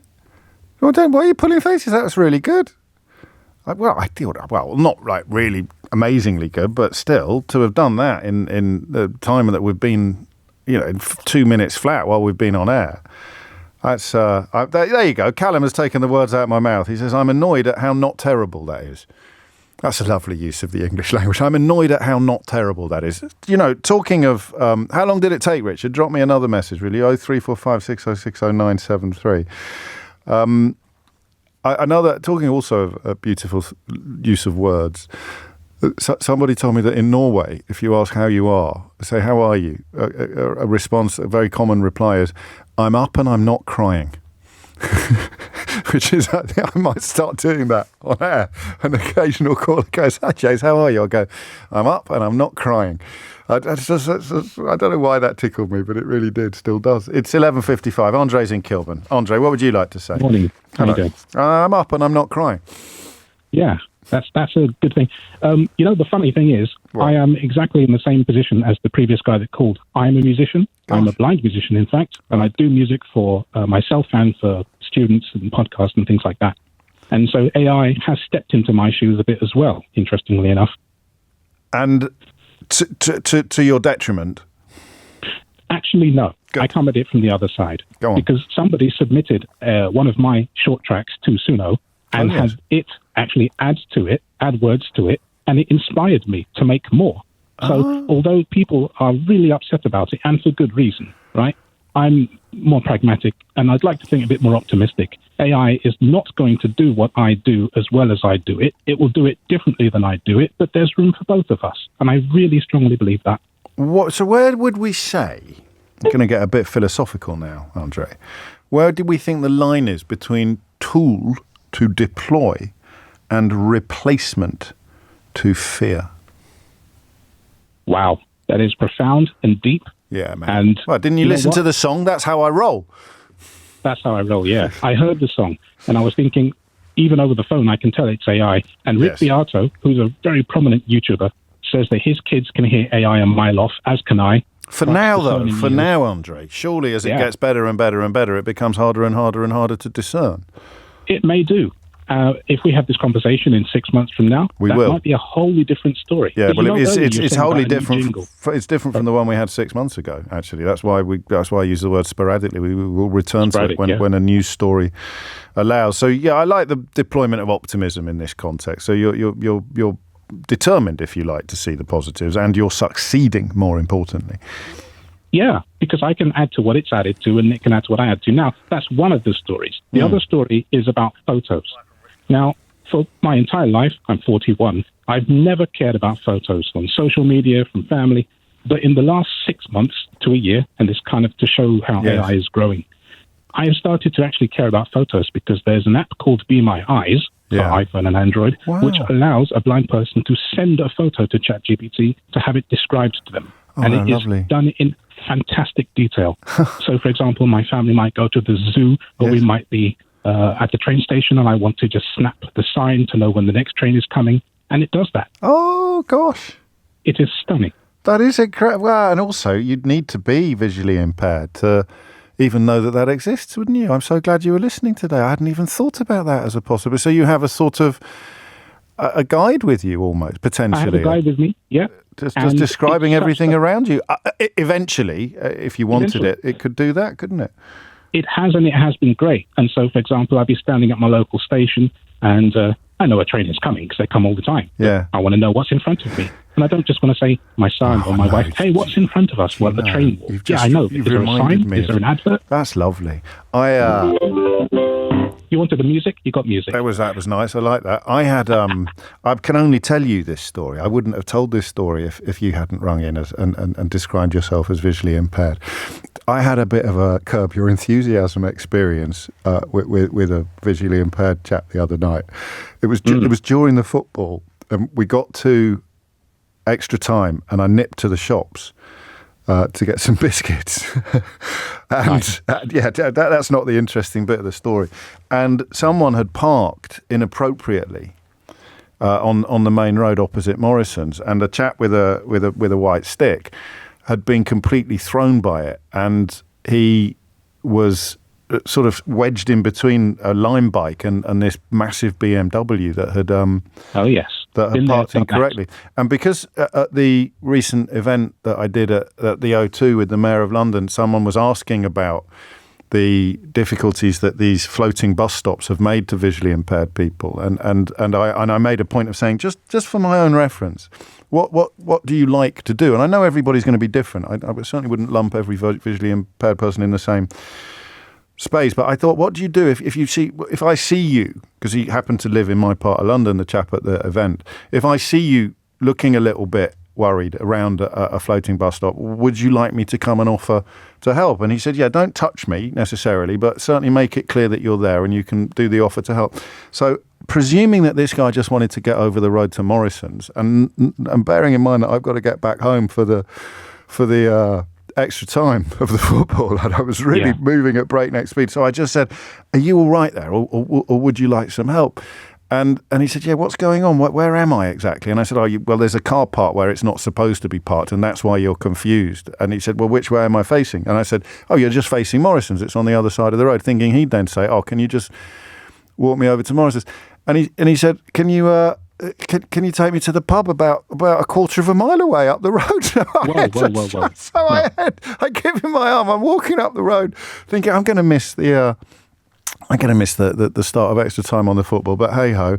And then my mate Enzo, just to make things even more surreal, my mate Enzo drives past in his ice cream van and shouts out the window, it's 2-1, we've just scored another goal. Oh, so no. That was one of the craziest I don't know why I felt like I'd sort of stumbled into an episode of Curb Your Enthusiasm, but crazy. Well, it had a happy ending. Andre, didn't it? So you could tell it's an election day with that anecdote being pulled out of the back pocket. Andre, thank you. And you're right, we will have a conversation in 6 months and it will be different. James O'Brien on LBC. It is 5 minutes after 12 and Mystery Hour is upon us. I may have a go at Norwegian. It's true, apparently. I'm up and I'm not crying is a phrase that Norwegians use when asked how they are. But Sharon's been in touch, who's been learning Norwegian for the last few years and has actually supplied me with the Norwegian, but I wouldn't put much money on me pronouncing that collection of words correctly at the first attempt. I shall, however, probably have a go in the course of this hour. This is actually the easiest hour of the day, isn't it? Because we all know what Mystery Hour is. If you don't, people ring in with questions, then other people ring in with the answers. And nothing even remotely political is going to be permitted to pop up. So if you have a question that needs an answer, you dial 0345 6060 973. If you provide my favourite contribution of the day, it can be either a question or an answer or neither of the above, then wait for it, you can win a Mystery Hour board game. The full terms and conditions for that competition even are at lbc.co.uk. You can find out more about the board game at mysteryhour.co.uk. Hours and hours and hours of family fun. I think we'll just crack on, shall we, this week? I don't think there's much need to do anything else. When I ask you what your qualifications are, I'm simply asking you how you know that thing you know.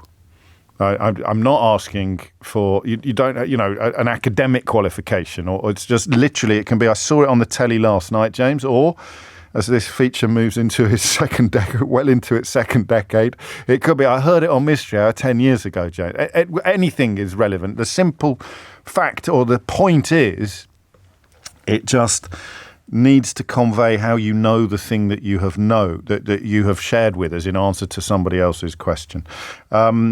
And and the first mystery we can solve, actually, to break with tradition slightly, thanks to Richard, has been in touch with regard to that rather lovely song that we heard earlier. It took 30 seconds. I just asked it to write a dance pop song about James O'Brien.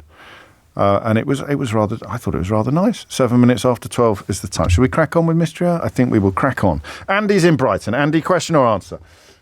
James, I've got a question. Carry on. Hello. Right. Oh, it's about magnets. Magnets? I've been trying to get on with... Yeah, magnets. I've been trying to get on with this for ages, and I'm really flummoxed, and I hope that I just didn't pay much attention in physics. And I know that we both got a D, didn't we? So I'm Yes. putting this out to the Thanks country. for that, Andy. Thanks, You're mate. sorry. Yeah, no, you crack on. On you go. Was you If you GCSE or O-level? It was GCSE. Oh, you see, mine was O-level, so I did better than you. They're the same. No, they're not the same. A D at O-level is worth pretty much an A at GCSE. Is that right? Yeah, Right, definitely. okay. Carry on. So, if you've got a bar magnet, right, a normal bar magnet with a positive and a negative pole on either end. Yeah. If you cut it in half, you've got two smaller bar magnets, each with their own positive and negative poles, right? Yeah. Well, if you cut it in half and in half and in half and in half loads until you've got a very, very tiny magnet, does the small size, negate the magnetism? In other words, if the proximity Can you cut it so thinly that it would cease to be magnetic? Yes. Does the positive and negative pole cancel one another out because they're so The close thing to each about other? physics, Andy, as neither of us properly understand, is that it can move effortlessly into the realms of the theoretical as well, can't it? Well, indeed. So the philosophical. No, it can. But on this one, it would be you could actually calculate a magnet, or rather a slice of a previous magnet thinner than could actually be achieved with human hand, but the laws of physics would still apply. So my tentative answer would be that yes, it would still be magnetic because the laws of physics. So if it was a micron thin and still had a positive and negative, because it would still create a magnetic field. It would still create a magnetic field. It would have both poles, however thin it was. But said fields, would they not overlap? Like a sort of a Venn diagram, as it were, of magnetism. Like, wouldn't the intersection be so great as to negate the magnetism? Well, we'll find that. Well, we may not, but we'll certainly ask the question to see whether or not anyone. I'd love to know. Yes, It's keeping me up at night, honestly. Well, that's no. We can't have that, Andy. We can't have that. 10 minutes after 12 is the time. If you slice a bar magnet, as in like an oblong magnet, if you slice it so thinly that the slice you have ceases to be magnetic. Is that a thing? If not, why not? Stephen is in. Where are you, Stephen? I know you're in Cornwall, but is it St. Earth or St. Erith misspelled? St. Earth, Hale, yes. Lovely stuff. Question or answer? Question. Yeah. First time caller, by the way, so a little bit nervous. You're very welcome. It's only me. But I know you're sympathising me on this one. Go on. So I was kind of wondering why we haven't cured male baldness by now. Right. So this is my D in physics. My D in physics in 1987. Oh no, I did do a GCSE in physics. I take it all back. So my D in physics and now my thinning pate have both been brought up with reference to the first two questions on Mystery Hour. This isn't going well. What's the question? Why has it not been cured? Yeah, because it's been around for quite a while. It's a common problem. It's a bit like the common cold and stuff. But I know that hasn't been cured either. You'd have thought the money you'd make if you could simply remedy baldness or thinning hair. Yeah. I mean, there are various things on the market that claim to help or claim to address it. I think there are some tablets that do make a difference. And of course, you can do the old transplants now and the plugging with varying degrees of success. So that's not a cure, though, is it? No, it's not. It's not a cure. So I was kind of wondering. I know it's all to do with genes and protons and whatever it is. Protons? And protein. Not protons, so proteins. Oh, right, yeah. It might be something to do with proteins. I don't think protons have got much to do with it. But I mean, the answer would be the same as why anything hasn't been invented, is it just hasn't yet. And one day it will be. But you'd have thought... it's not possible. It's not possible. I can't see how it wouldn't be possible. Well, maybe it's not possible because something is dead in your head. and it cannot be it cannot be resurrected. So a living follicle cannot be brought back to life. I don't know. I like the question. I like a question. Yes. So we need to have some sort of treatment before you lose it, wouldn't you, I suppose? That might already be available. Yes. I mean, I don't know. But my Facebook page fills up with suggestions of what you can do to prevent baldness. But like you say, it must be because, or rather, it is all contingent upon acting before it gets worse rather than reversing what has already happened. Yes. I think. I'll be interested to know. It's probably too late for us now, but... Yeah, all right, mate. Speak for yourself. Yeah. Speak for yourself. It is 12 minutes after 12. You're listening to James O'Brien, James O'Bald on LBC. Claire's in Liverpool. Claire, question or answer? Oh, hi, James. Hi. It's a question, please. Carry on, Claire. It's such a thrill to talk to you. It's about gangsters. Oh, yes. What do you want to know? The 1920s prohibition. Yeah. One of my favourite films of all time, Some Like It Hot, character in it, Toothpick Charlie, and then I thought about other gangster films with, the gangsters had toothpicks. Reason we come up with, it was Mummy Husband, but he gets a lot of shout-outs on Six Music. One of our cats, all seniors, he's losing one of his bottom fangs and it's sticking out like a toothpick. Oh, yeah. And then we were talking about gangsters and movies, because, I started doing a stupid Brooklyn accent. I'm not going to do it on the phone. But yeah, why is it, what is it with gangsters and toothpicks? What was that about? What's that look about? That's a great question. Thank you. I think it started with Jimmy Cagney, actually. I think James Cagney. Yeah, I think it might have been him that did it first. I don't know the answer. It could be. I mean, would they be impregnated with something? Like they'd be minty, they'd be breath fresheners, or they'd... I don't know. One of my sort of... It's quite nice. I do it sometimes. I quite like having a toothpick in my mouth. Well, imagine if you've just tuned into this programme now and that's the first thing that you heard. I quite like. Very gangster. Yeah, okay. Yeah, you're on. But it could just be like that Robert, what's his name, who played Long John Silver, and since then all pirates in all films have all sort of sounded like he played, like there's no evidence at all that pirates say "arr" or that all pirates spoke like that, but he played it so effectively. I bet you participate and talk like a pirate, Dave. Of course you do. But I'm chew a toothpick like Jimmy Cagney Day. That's what we need to get. We need to get that off the ground. You're on. Why do the gangsters? Why are they all chewing toothpicks in gangster movies? I don't think they do it in real life. It'd be a right giveaway, wouldn't it, to the feds? They just have to round up everybody chewing a toothpick. James O'Brien on LBC. It's 12:17. You're listening to James O'Brien on LBC. An unlit matchstick, Stephen reminds us, Stallone deployed one in the film Cobra, is much cooler. Is it really? I don't know. But it does happen now. I've seen it there and I don't know why. You're not doing it for, like, food removal purposes. If you're Jimmy Cagney with a toothpick in the corner of your mouth, I'm on top of the world, Ma! There's obviously, maybe it just looks cool. It's like having a cigarette dangling out of your mouth if you're Jimmy Dean. I don't know, but that's the question that Claire wants answered. Why do Hollywood gangsters have toothpicks in their mouth? Why has no one cured baldness? And if you take a magnet and start slicing it, is there a slice of magnet so thin that it would actually cease to be magnetic? James is in Southampton. James, question or answer? Question for you, James. Dragging it back to science, unfortunately.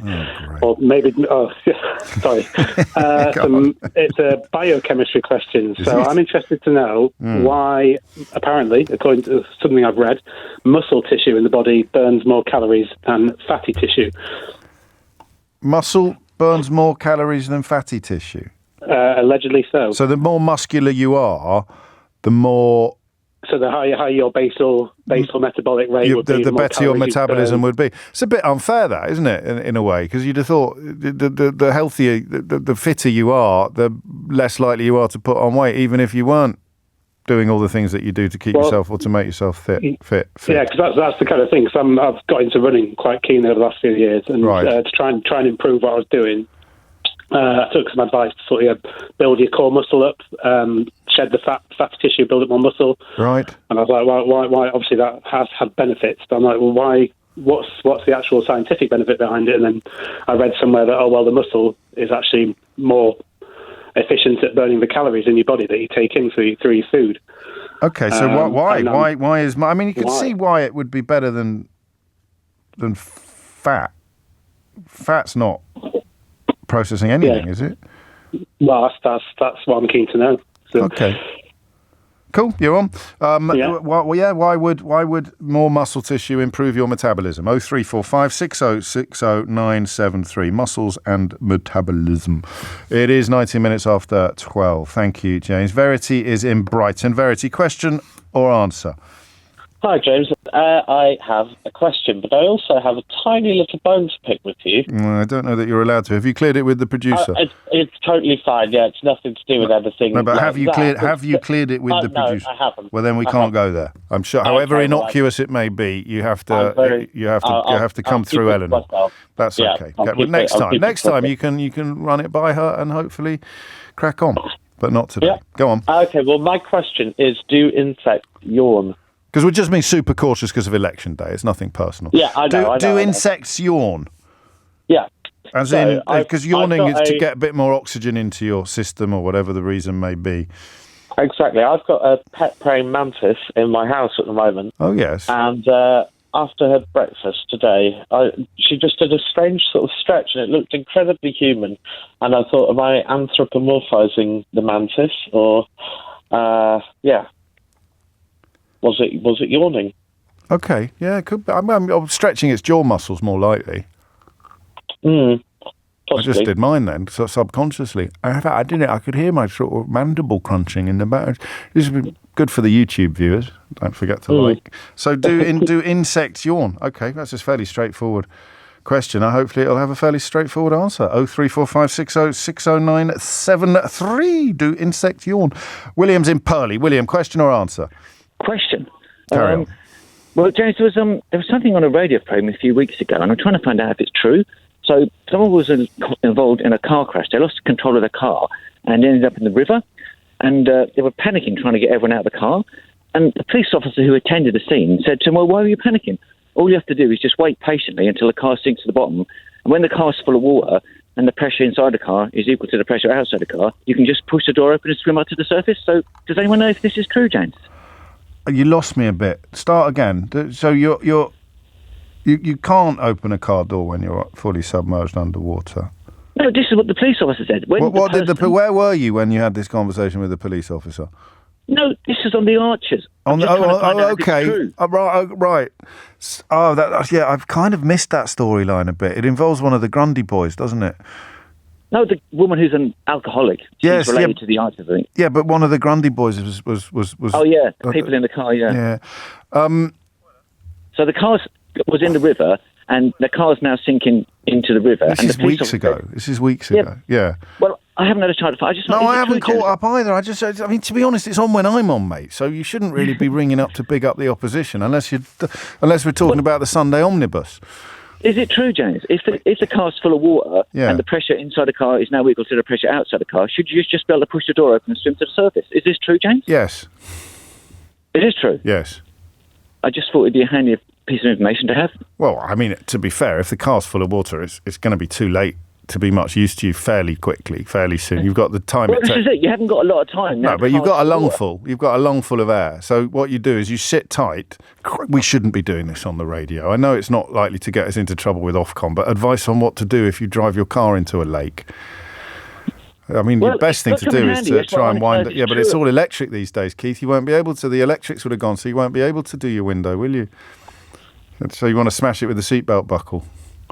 But none of this matters if William's Archer's memory. So the policeman on the Archers said it. Yeah, he said, why were you panicking? All you have to do is wait till the car sinks to the bottom of the river, and when the car is full of water... Yeah, but it's the Archers, mate. They can't tell you untruths on the Archers. Well, I just wanted to know if it's true or not, that's all. But it must be true, because it was on the Archers. I wouldn't want to be the first person to test the theory, James. But well, you wouldn't be the first, but someone's bound to have... But no, it must be true, because it's on the Archers. But I'll wait for someone... Well, I don't know that I can go definitive on that, just because I've got enormous faith in the Archers. Do you know why I am thinking at the moment of the haberdashery department at Peter Jones in Sloane Square? No, I don't. Would you like to know why? I'd love to know. Well, I'm thinking of the Archers as a sort of almost an epitome of comfort. If you were ever poorly at my prep school, and you actually managed to convince matron that you were poorly, and you'd go and lie on a bed in sick bay, and the Archers, always in my mind, the Archers was always on, which can't be true, of course, because it's only on for 15 minutes a day.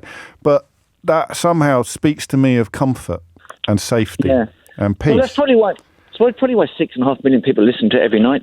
All right, mate, calm down. You know, we're doing our best over here. And also, that I haven't finished my fascinating anecdote yet. Okay.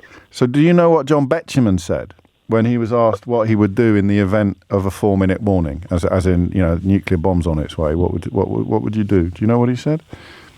No, I don't. He said, I would go to the haberdashery department at Peter Jones in Sloane Square because nothing bad could ever happen there. And that's how I feel about the Archers, I've just noticed in the course of this conversation. Nothing bad could ever happen there, except, I suppose, driving into a pond or being driven into a pond. Spoiler alert. 25 minutes after 12 is the time. Is it true? You're in a lake and your car is filling up with water while the pressure on the outside is much greater on the door than anything on the inside. You wouldn't be able to open it, or you'd really struggle, probably impossible for an average human. But if the car is full of water, you could test it in the bath or something with a toy. If the car is full of water, would the pressure on the other side of the door be equivalent to the pressure on the other side of the door, and therefore you would be able to open the door? 0345 6060 973 is the number you need. This is from Dennis. He's right. Sorry, James. The DAB radio app I downloaded was broadcasting 18 minutes late. I've got no idea what you're apologising for. Did you get in touch to tell me I'd got the time wrong? Well, you've got some nerve. Honestly, you've got the time wrong, mate. 26 minutes after 12 is the time. Sarah is in Islington. Sarah, question or answer? Question. I know, like, say, dogs and cats and probably other mammals. Dogs and cats and dogs. They have canines that help them eat meat and bones. Yeah. So why do humans still have canine teeth, the canines? Well, because we still eat meat. Yeah, but this is for raw meat and bones, and we've got cutlery. Well, we're not going to evolve our teeth because of the invention of cutlery, and if we were, it's going to take millions of years. What do you think happens? Do you think that somehow a tooth becomes conscious and says, "Oh, she's got a knife. I don't need." But it doesn't change shape. I don't need this. Well, have you ever eaten ribs? You don't eat the bone. Have you ever eaten ribs? Yeah, but you use cutlery and you don't eat the bone. You don't eat ribs with cutlery, lady. You strip ribs with your teeth. If you didn't have canines, you would not be able to eat delicious ribs from Bodine's. So we have it just so we can eat the ribs? No, we have them because evolution is a process that takes place over millions of years. So do vegans then not have it? No, because you don't know. Because if there was an evolutionary advantage to not having canines, this is evolution 101, all right? If there was some sort of evolutionary advantage to not having canines, in the same way that there was a massive evolutionary advantage to having canines because it hugely improved your diet potential, and therefore it increases your ability to procreate, and therefore replicating your genes becomes much easier to do with no canines than it would do with canines, then you may have a vague point. But there is obviously no evolutionary advantage to not having canines, so that's not how evolution works. Okay. Yeah, good answer that. Ask me what my qualifications are. What are your qualifications? I kind of did a module on it at the London School of Economics in the early 1990s. There's a book by Helena Cronin called The Ant and the Peacock, which looks at some of the things that would not most obviously be included in evolutionary advantage, and some of it must have stuck, because I think what I just said was correct. But also, eat ribs without teeth, and you'll answer your own question. Okay. Round of applause for me. Thank you. Thank you, Sarah. No, thank you very much. It is coming out to 12:30. Squeeze in another one. Michelle's in Dundee. Michelle, question or answer? I've got an answer to the fat and muscle cell energy thing. Carry on. So fat cells are storage cells, if you like, so they burn just enough energy to keep the cell alive, whereas a muscle cell needs to burn more energy to make the muscle cell, the fibers, contract. So they use far more energy doing that, and they need the calories, obviously, to do that. And they give off the energy and heat. So when they don't need you get hot. Muscle cells need calories, and fat cells don't. Pretty much. Fat cells need a little bit, but just enough to keep things ticking over. More. Well, that makes perfect sense, doesn't it? Because they're moving. Exactly. And that's why you get hot when you're exercising, because they give off the heat as energy. Qualifications? Yeah. I'm a biochemist. That'll do nicely, thank you. Has your training ever come in useful before, Michelle? No, not to this extent, I must admit. Round of applause for Michelle. There you go. Cheers. It's 12:30. Amelia Cox is here now with your headlines. James O'Brien on LBC. 33 minutes after 12 is the time. They haven't found a cure for baldness, writes Richard, because it's not an illness. I'm a proud slaphead. To which Philip replied, I only realised I was going bald when I started taking longer to wash my face. I haven't heard that before. Richard, not to be outdone, responds, I just thought my centre parting was unusually wide. Lewis is in Putney. Lewis, question or answer? Answer, James. Carry on, Lewis. Balding. Yes. Yeah, a subject very close to my head. Well done. Carry on. Thank you. So the reason we don't have a cure for balding is because it's genetic. Yeah. So it'll be inherited from your grandparents, parents, all that. If we were to hypothetically invent we can transplant certain genes, but there's quite a few involved in this. And if you were to replace one, you wouldn't be sure if what other side effects that could have, because it's changing the transcription phase. So it's DNA. We're talking about DNA. It's your genetics. And so to alter it, that's what you would need to do, because it's hormonal as well, like testosterone. So there won't be laboratories across the world all working furiously towards a cure for baldness, because the parameters of the cure. Go on. Funnily enough, there are. It's like gene therapy, like I said, we haven't had the technology to do it until recently. Okay. And we focused more on things like haemophilia and cancer with gene therapy. Yeah, well, you'd hope so, wouldn't you?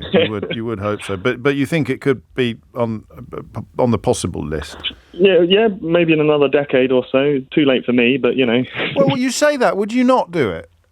Oh, do you mean a gene that would stop your hair falling out, as opposed to a gene that would make it grow back? Than treatment, if you see what I mean. So there's never going to be something that the DNA changes would be too profound to make your hair grow back, or the follicles are already dead. You can't. It would be like resurrection. You can't. You cannot cure baldness ever. All you can do is prevent it. Potentially. You could if you had gene therapy, and that would prevent it from happening in your later life. Qualifications? I have a degree in medical genetics, and I'm bald.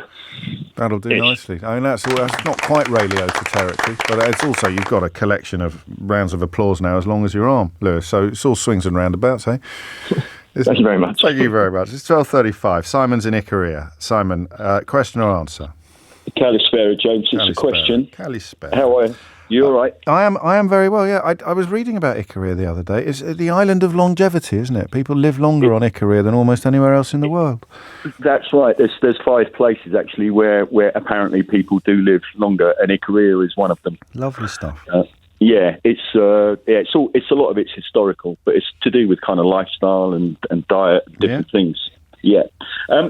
If you might be able to hear cicadas in the background, it's got nothing to do with my question. It's just super noisy. Well, hang on, just stick the phone outside. Stick the phone outside for us. I love that noise. All right, hang on. Here you go. He wasn't kidding, was he? That's lovely. That it's getting me ready for my holidays. Yeah, I'm off in about a fortnight. I should be hearing that sound in the wild. Go on. What's the question? Right, so my question is this: it's about aircraft, right? Yeah. So I'm not talking about commercial airliners now. I'm not talking about jets that fly kind of intercontinental or whatever. I'm talking about private planes and much smaller aircraft and helicopters, right? Yeah. They all have a serial number on them. Yes. Right down the side, and that serial number always has a letter, either at the beginning or at the end, and the letter is always N. No, it's not. It is. No, it's not. Are you sure? Positive, because amazingly, I took a photograph at Kalamata Airport. It's almost really? it's almost like we planned this, isn't it? Seriously, I'm not even joking. I've just found it somehow. I've managed to find it in my library just by doing a search on aeroplane, and it's come up. And I was walking across the tarmac at Kalamata Airport, and I saw a private jet that has a registration I cannot repeat on the radio because it was very rude. It was OH-F something something. But that could well be because it's Greek. Yeah, well, I don't know. Someone told me what it was. It was, but anyway, it's not N, is it? No, it's not. It's not N. So the whole basis of your question is blown apart. All right, I'm going to go back to listening to the cicadas. What was the question going to be? Why do they all start with an N? Yeah, well, they and I say they don't, and you say qualifications. I say I took a picture of one on the 29th of July last year, which is categorically not beginning with N. It begins with O, and someone knew who it was. I think it was someone famous, or it had come from Norway, maybe back to. So I'm going to give myself a round of applause. Well, you can, but I'm just hoping maybe somebody might call in with an answer. I think N is the American one. Oh, you could well be right. F for France, G for the UK, probably Grand Britannia. It might be French. D for Germany, Deutschland. And that is right. So N would be for the USA. There you go. Okay, qualifications. Ime poly. What's the word for clever? Exipinos. Is exipinos clever or rich? I think intelligent. It's clever. Yeah, ime poly exipinos, perimu. You are. There. I'll catch up with you soon, fella. Sigura. Yes, 12:39 is the time. Tom's in Bosworth Field. Really? How exciting. Question or answer? I'm literally in the field, James. The question, please, about that field. The Battle of Bosworth. 1485 or 1645? I get a mental block on... 1485. 1485. What was in 1645? I haven't a clue. Nor have I. Anyway, you're in Bosworth Field. I've done pretty well, 1485. I could have been 200 years out, but I wasn't. Go on. Question or answer? My question is, yes. Why was the battle here? It's a lovely spot. But you wouldn't pick a battle site on it being a nice view, would you? So did they arrange it? Did they just happen to stumble across each other? Did they sort of stalk each other like a deer? They normally... I mean, you could ask that about any battle, couldn't you? Exactly, yeah. It's not just the battles in general. Why were they where they were? Yeah, okay. So specifically the Battle of Bosworth Field. Was it before or after Naseby? Because it will have something to do with the direction in which the was it Naseby, Lancaster and York, the direction in which they were fleeing, in which Richard's people were fleeing, weren't they? Richard's people, yeah. So he was killed here, the last king of England. So I guess it would be before. Why here? Okay, you're on. I mean, I was reading lately about the Battle of Brentford. Would you believe? Which was during the. Was one. Do you know? No, well, you wouldn't have thought so. It's not a famous one during the Civil War, not during the War of the Roses, and that was a really interesting one because foolishly, I think it was Rupert of the Rhine. I think it was Prince Rupert. Naseby's got nothing to do with Bosworth. That was a misspeak on my part. They won, but then guess what they did, Tom? I don't know, James. They ransacked Brentford. The victorious royalist troops ransacked Brentford. So when they came back for afters, when the Cavaliers, the parliamentarians came back from afters, guess whose side the residents of Brentford were on? The Cavaliers? Yeah, spoiler alert, not the people who just ransacked the town and nicked all their beer. So I don't know whether there's a lesson there for all of us. I think 1645 was Naseby, was it? Or anyway, who cares? 1485. There we go. Do you want a quick bit of trivia? Yes. Funny trivia about the battle. Yes. So, Battle of Bosworth Field, Market Bosworth, the nearby town. Correct. Fish and chip shop, Batter of Bosworth. Is that what they've called themselves? Batter of Bosworth? Yeah, it's good, isn't it? Sensational. Sensational. I hope you get a free bag of chips for giving them this enormous profile. Advertising. Why did they have a battle at the Battle of Bosworth? As Tom points out, live from the battlefield. It's a very lovely place, and you wouldn't automatically think, oh, this would be a good place to have a battle. David's in Cambridge. David, question or answer? Yes, an answer, James. Carry on, David. So this is an answer to the underwater car question, which you did answer yourself with the Archers. Yes. But I wanted to give a bit more context behind it based off another TV show I've watched as my qualifications. Oh, good. So, first of all, the pressure differential between the outside and the inside of the car when submerged must be equal. Otherwise, the pressure outside is too great for a man to force open the door. That, as well as the person in the car would need to remain calm. Yes. The reason being that they're trying to conserve as much oxygen as possible so they don't drown. this was proven that you are able to open the door in this scenario by Adam Savage in the television show Mythbusters. Oh, wow. And this was back in 2007. So my qualifications on this is my wife and I are big fans of the Mythbusters TV show. It's almost a bit morbid to say that this was covered in whole one episode. It's actually like an episode I quite enjoyed a lot, which is quite morbid, I'm sure, but very interesting show how they went through kind of all these scenarios. Can you break a window underwater to escape? Yes. Can you use power windows? And you can break a window underwater to escape. You can break a window. It's harder than you'd think. Much harder. I don't know if we're veering into slightly irresponsible territory now, but someone suggested, and I quite like this suggestion, that and again, you'd have to work quite quickly. You know the headrest on the seat in front of you? Yes. You press the little side buttons and you can lift the whole thing out. And you sharp it. But you've got those two metal rods, really. That's the kind of thing you want. That's what you want to get out the window, right? Exactly. If you tried it with your boot, like with the sole of your shoe, it's too flat a surface. You haven't got like a single point of pressure, so it doesn't quite work. Which brings me back to my grade D in physics in 1988, which is where today's conversation began. And that is why the pressure exerted by a stiletto heel on a floor is greater than the pressure exerted by an elephant's foot. I would rather not have pressure from either of those, if I'm honest. Well, I'm the same, but it's the things that stick in your mind while you're studying for an exam in which you only managed to get a grade D. Qualifications, saw it on the telly. Saw it on the telly several years ago and on several times since. Round of applause for David. Thank you very much. I like that one. No, you too. And I'm reminded of the magnets question, to which we haven't had an answer. The baldness question we have. The toothpicks question we haven't. The muscles and metabolism question we have. The insects yawning question we haven't. The car windows question we now have. The canine teeth question I did. The private aircraft question I did. And the Bosworth Field question still requires an answer. Max is in Doncaster. Max, question or answer? I've got an answer. Carry on then. So it's an answer to the magnets question. Oh, yes. So a magnet is just a moving charge. Right. And the smallest charge there is in things is an electron. Yes. And so in a magnet, a bar magnet, you have all the atoms with their little electrons spinning around. Yeah. And that spinning causes a magnetic field. So, it could be even tinier than the human eye could see. And still way beyond tinier. the human eye. Way tinier and still magnetic. Smaller than we can actually see with all our best technology. Wow. And so what happens in a magnet is all the electrons are aligned, so they all constructively add up to build a big magnet. And so that's what makes a magnet special to just metal. Oh, qualifications? I study mathematics at the University of Cambridge. Fantastic. Andy's going to be delighted with that answer, because I bet at 12:45 he was beginning to think he wasn't going to get one. So do we move into theoretical physics then? I mean, you can't cut an electron. You can't cut an electron. As far as we're aware, we can't cut electrons apart. Great work. They're fundamental. Absolutely brilliant. What are you, an undergraduate? I'm an undergraduate, yeah. What year are you? I'm just moving into second. Well, good luck, mate. Seriously.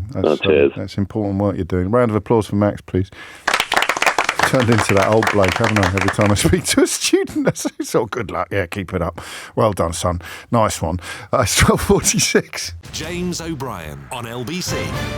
Oh, that's extraordinary. Thank you. A few people have sent me this clip, and it's available on the BBC's website. Dave Allen, who, if you're not familiar with his work, was... I think they called him God's own comedian, but one of the funniest people ever to have lived. He was my late father's favourite comedian, and just hilarious. He did it on a talk show. He did the thing in the car. He literally did the experiment in the studio in a big sort of portable swimming pool. So that we can just add that to the mix today as well. Edmund is in Pinner. Edmund, question or answer? It's a question, James. Carry on, Edmund. Lifetime listener, first-time caller to your show. Thank you. Love it. And also, Auntie Lisa loves your show as well. I want to get that in, so that's on your We love Auntie Lisa. Thank you, Auntie Lisa. That will make her day even more so than normal. We just came back. Not myself and Auntie Lisa, myself and my wife. We just came back. We just come back from a holiday in Bali. Yeah, very nice. And the guide there said that Indonesia is made up of 17,000 islands. Yes. So when I came back, I kind of checked that just on Google, and it says 17,000 islands.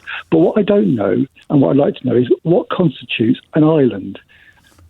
How big does it have to be? Does it have to be habitable? Does it have to be? We know it doesn't have to be habitable, or habitable, or habitated. Inhabited, it wouldn't have to be inhabited. No. But okay. Yes. So that is my question. So, it's got to be. Oh, I see. So it could go. Tidal if it goes underwater some of the time. Yeah, some of them. Oh, wow. I think some of them would do. So we want the definition of an island. Yes. That's a great question. Oh, do you know, even that alone, hearing you say that is a result. No, I love that. It's quite late in the day. I hope you get an answer. But someone should know that. What is the definition of an island? You're on. That nice one, Edmund. Love to Auntie Lisa. Don't forget. You take care. 10 to 1 is the time. We've got a Ray Liotta here, but it's by text. And I've got no way of checking whether it's true. But here's a text that would grab your attention. Dear James, as someone who has had both an elephant and a stiletto heel stand on my foot, I can confirm that a stiletto is worse. That's not true, is it? There's no earthly way that you've had an elephant stand on your foot and live to tell the tale. Well, maybe, but anyway, Carmen, I'm not currently convinced. George is in Tooting. George, question or answer? Answer, please. Carry on, George. Toothpicks. Yes. In the mid-19th century, there was a bloke from Boston called Have you looked this up? No. Promise? Well, I looked it up 20 years ago. That's fine. Carry on. No, that's good. Just checking. Yeah, there's a bloke called Charles Forster who invented the toothpick. Right. He used to hire blokes to go to restaurants to ask for toothpicks and then complain when they didn't get them. And then he would go to the restaurants later and offer to sell them boxes of toothpicks. How funny. It all happened quite quickly. Like he did it to a lot of restaurants all at once, so it quickly became a big trend. So is this like marketing mythology? Is this a great tale in the world of marketing or something like that? Like the bloke who went to a matchstick company and told them to only put the striker on one side of the box so they could save a huge amount of money. I've not heard that one. That's a good one, isn't it? But it became. But that doesn't explain why gangsters. So why did gangsters have them in their mouths? Because it became a sign that you were able to eat well.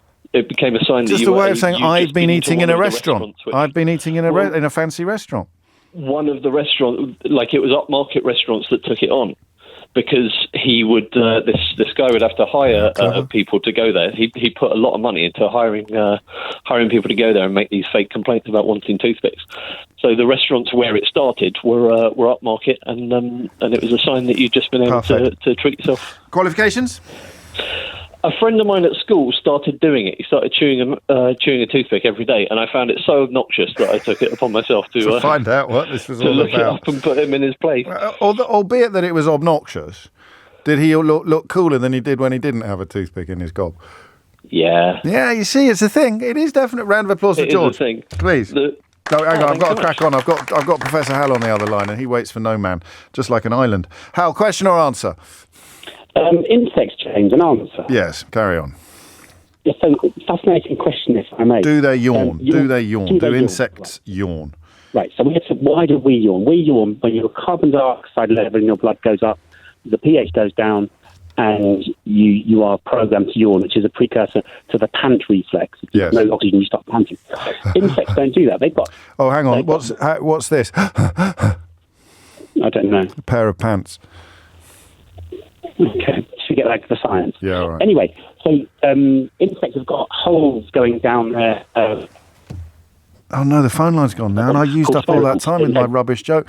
What have you done to your phone? Can we get your phone better? Can you climb up a ladder or something? Okay, walk to the window. Yeah, do that. Carry on. So insects got spiracles down their bodies. The word comes from respiration and transpiration. And these allow air to go in them, but by passive diffusion. Yes. So that's what's limit the size of insects. You don't see any dog-sized insects or horse-sized insects for that very reason. And so they don't yawn. They don't actually even breathe through their faces. They breathe through their sides, through their spiracles. So it's impossible. They just don't yawn. Yeah. So the answer is no. Why, as we started this conversation, did quite a lot of people listening yawn? Because it's contagious, apparently. Yeah. So even the thought of it can be contagious. But that makes sense. That's the herd immunity, isn't it? Yeah, well, also, I like to think that if I can see you yawning, then it means there's nothing dangerous behind me. So I will relax and yawn as well, you see. Because if there was something dangerous behind me, going back to primeval times, when we used our canine teeth a lot, then I would be in a state of almost hypervigilance, constant vigilance. I agree. And also, it's heard that there's a low oxygen tension in the air, so we all need to yawn. Oh, gosh, that's interesting. Qualifications? Hitherto, Professor of Public Understanding of Science at the University of Brighton, but not anymore. Round of applause for Professor Hal. Still a professor. Are you still a professor? Do you stay a professor? Or is that a sensitive question? No, the chair stays at the organisation, but I've got a visiting professorship in a different university. So you're still a professor, so you're still Professor Hal. Exactly. You'll always be Professor Hal to me, but I'm just checking the technicalities. Now, before you go, that pants joke was a little bit better than you allowed. It was, but I just couldn't give you the satisfaction, could I? Well, that's very honest of you and perfectly reasonable in the circumstances. 12:56, very nearly. Tommy's in Manchester. Tommy, question or answer? Answer for you, James. Carry on, then. And I'll tell you what, my pleasure is to speak to you. Likewise, you're very kind. So, your question about aircraft numbers. Yeah. They are difficult to decipher, of course they are. So the numerical is the number of aircraft that's been manufactured. The first two letters are allocated by the manufacturer. It's got nothing to do with the country. I got so many messages telling me that G was GB and N was America. No. So if you get to the infancy of an aircraft that's been built by, say, Augusta Westlands, it may well start with AW and then 01. Well. As they go through the manufacturing process, those numbers may well change, but they're allocated by the manufacturer, not the country it comes from. But Simon's question was still wrong, or rather when he said, why do they all begin? No, you were right. You were right. But for the wrong reason. Explanation for your... I got all the right words. I got all the right words, but not necessarily in the right order. Well, no, you often get in the right order, but sometimes, we all need a bit of help, don't we? You can say that again, Tommy. What are your qualifications? I have a HNC in aircraft engineering, and I did 22 years in the Royal Navy as a mechanical supervisor. So, round of applause for Tommy, and a salute, I think, as well. Thank you, mate. Lovely stuff. 12:57. Alex is in Bexley Heath. Alex, question or answer? Well, it's part of an answer. I'll be honest and frank, I didn't actually get to the question that the lady answered. Right. But what she said was that which is more painful, being trod on the foot by a stiletto or an elephant? Sort of. But you crack on. I only caught the gist at the end. Well, what were you doing? What, I mean, I'm not here for my own amusement. What was I doing? Well, I was actually clearing out a garage site, if I'll be honest, and I just turned the radio on and caught the tail end of this answer. All right. And it's where you actually said to you answered for her and said that there's no way that I believe someone could be trod on the foot by an elephant and actually survive and tell the tale. Well, no, you missed an important bit. So I remember from school, we were talking about how pressure, surface area and pressure, that a stiletto heel exerts more pressure on the part of the surface that it is pressed down on, if someone's wearing it, of course, than an elephant's foot does. Ah, right. But in answer to, I totally agree, because I have been trod on the foot by a stiletto, and it was excruciatingly painful because it was a very concentrated small area, as you quite rightly say. Yes. I have also been trod on the foot by an elephant, a baby elephant, admittedly slightly taller than me, when I was in Thailand, when you could take the elephants to the river and wash them. And it accidentally trod on my foot, which was painful, but the soil underneath the water was soft, so it squashed my foot down and not actually broke anything. So scientifically, we'd need you to have been standing on the same surface with the elephant as you would with the stiletto heel, which I suspect may have happened on either on a dance floor or at an establishment of ill repute. I've never seen an elephant on a dance floor. No, you haven't lived, mate. Seriously, you're going to the wrong clubs. I think you're right. I need to get out there and live a bit. So I think this is Ray Liotta territory, but Eleanor disagrees. Why not? Why not? Yeah, thank you. No, but that doesn't matter. So it can't go definitive on the answer. But Ray Liotta, he's been trodden on by a stiletto heel and an elephant. Yes. He doesn't even know. You don't even know what. You don't even know what a Ray Liotta is, do you, Alex? No, not really. You've never even listened to this programme before, have you? Yes, I have. I've listened to it a number of times. All right. Yes, well, I'm going to give you one of these for the benefit of the audience, not you. I'm Ray Liotta, and you're listening to James O'Brien on LBC. If you build it, they will come. I'm going to give the game to Sarah for her canine teeth question, I think, today. It could have been anyone. It was a very, very good mystery hour, which will be available as a podcast later today. That is it from me. We did it. No Ofcom complaints. Yes! We got there. Sheila Fogarty's turn next to get through 3 hours on Election Day without talking about politics. If you missed any of today's show, you can listen back on Catch Up on Global Player, the official LBC app, where you can also pause and rewind live radio. Download it now for free from your app store or head to globalplayer.com. James O'Brien on LBC.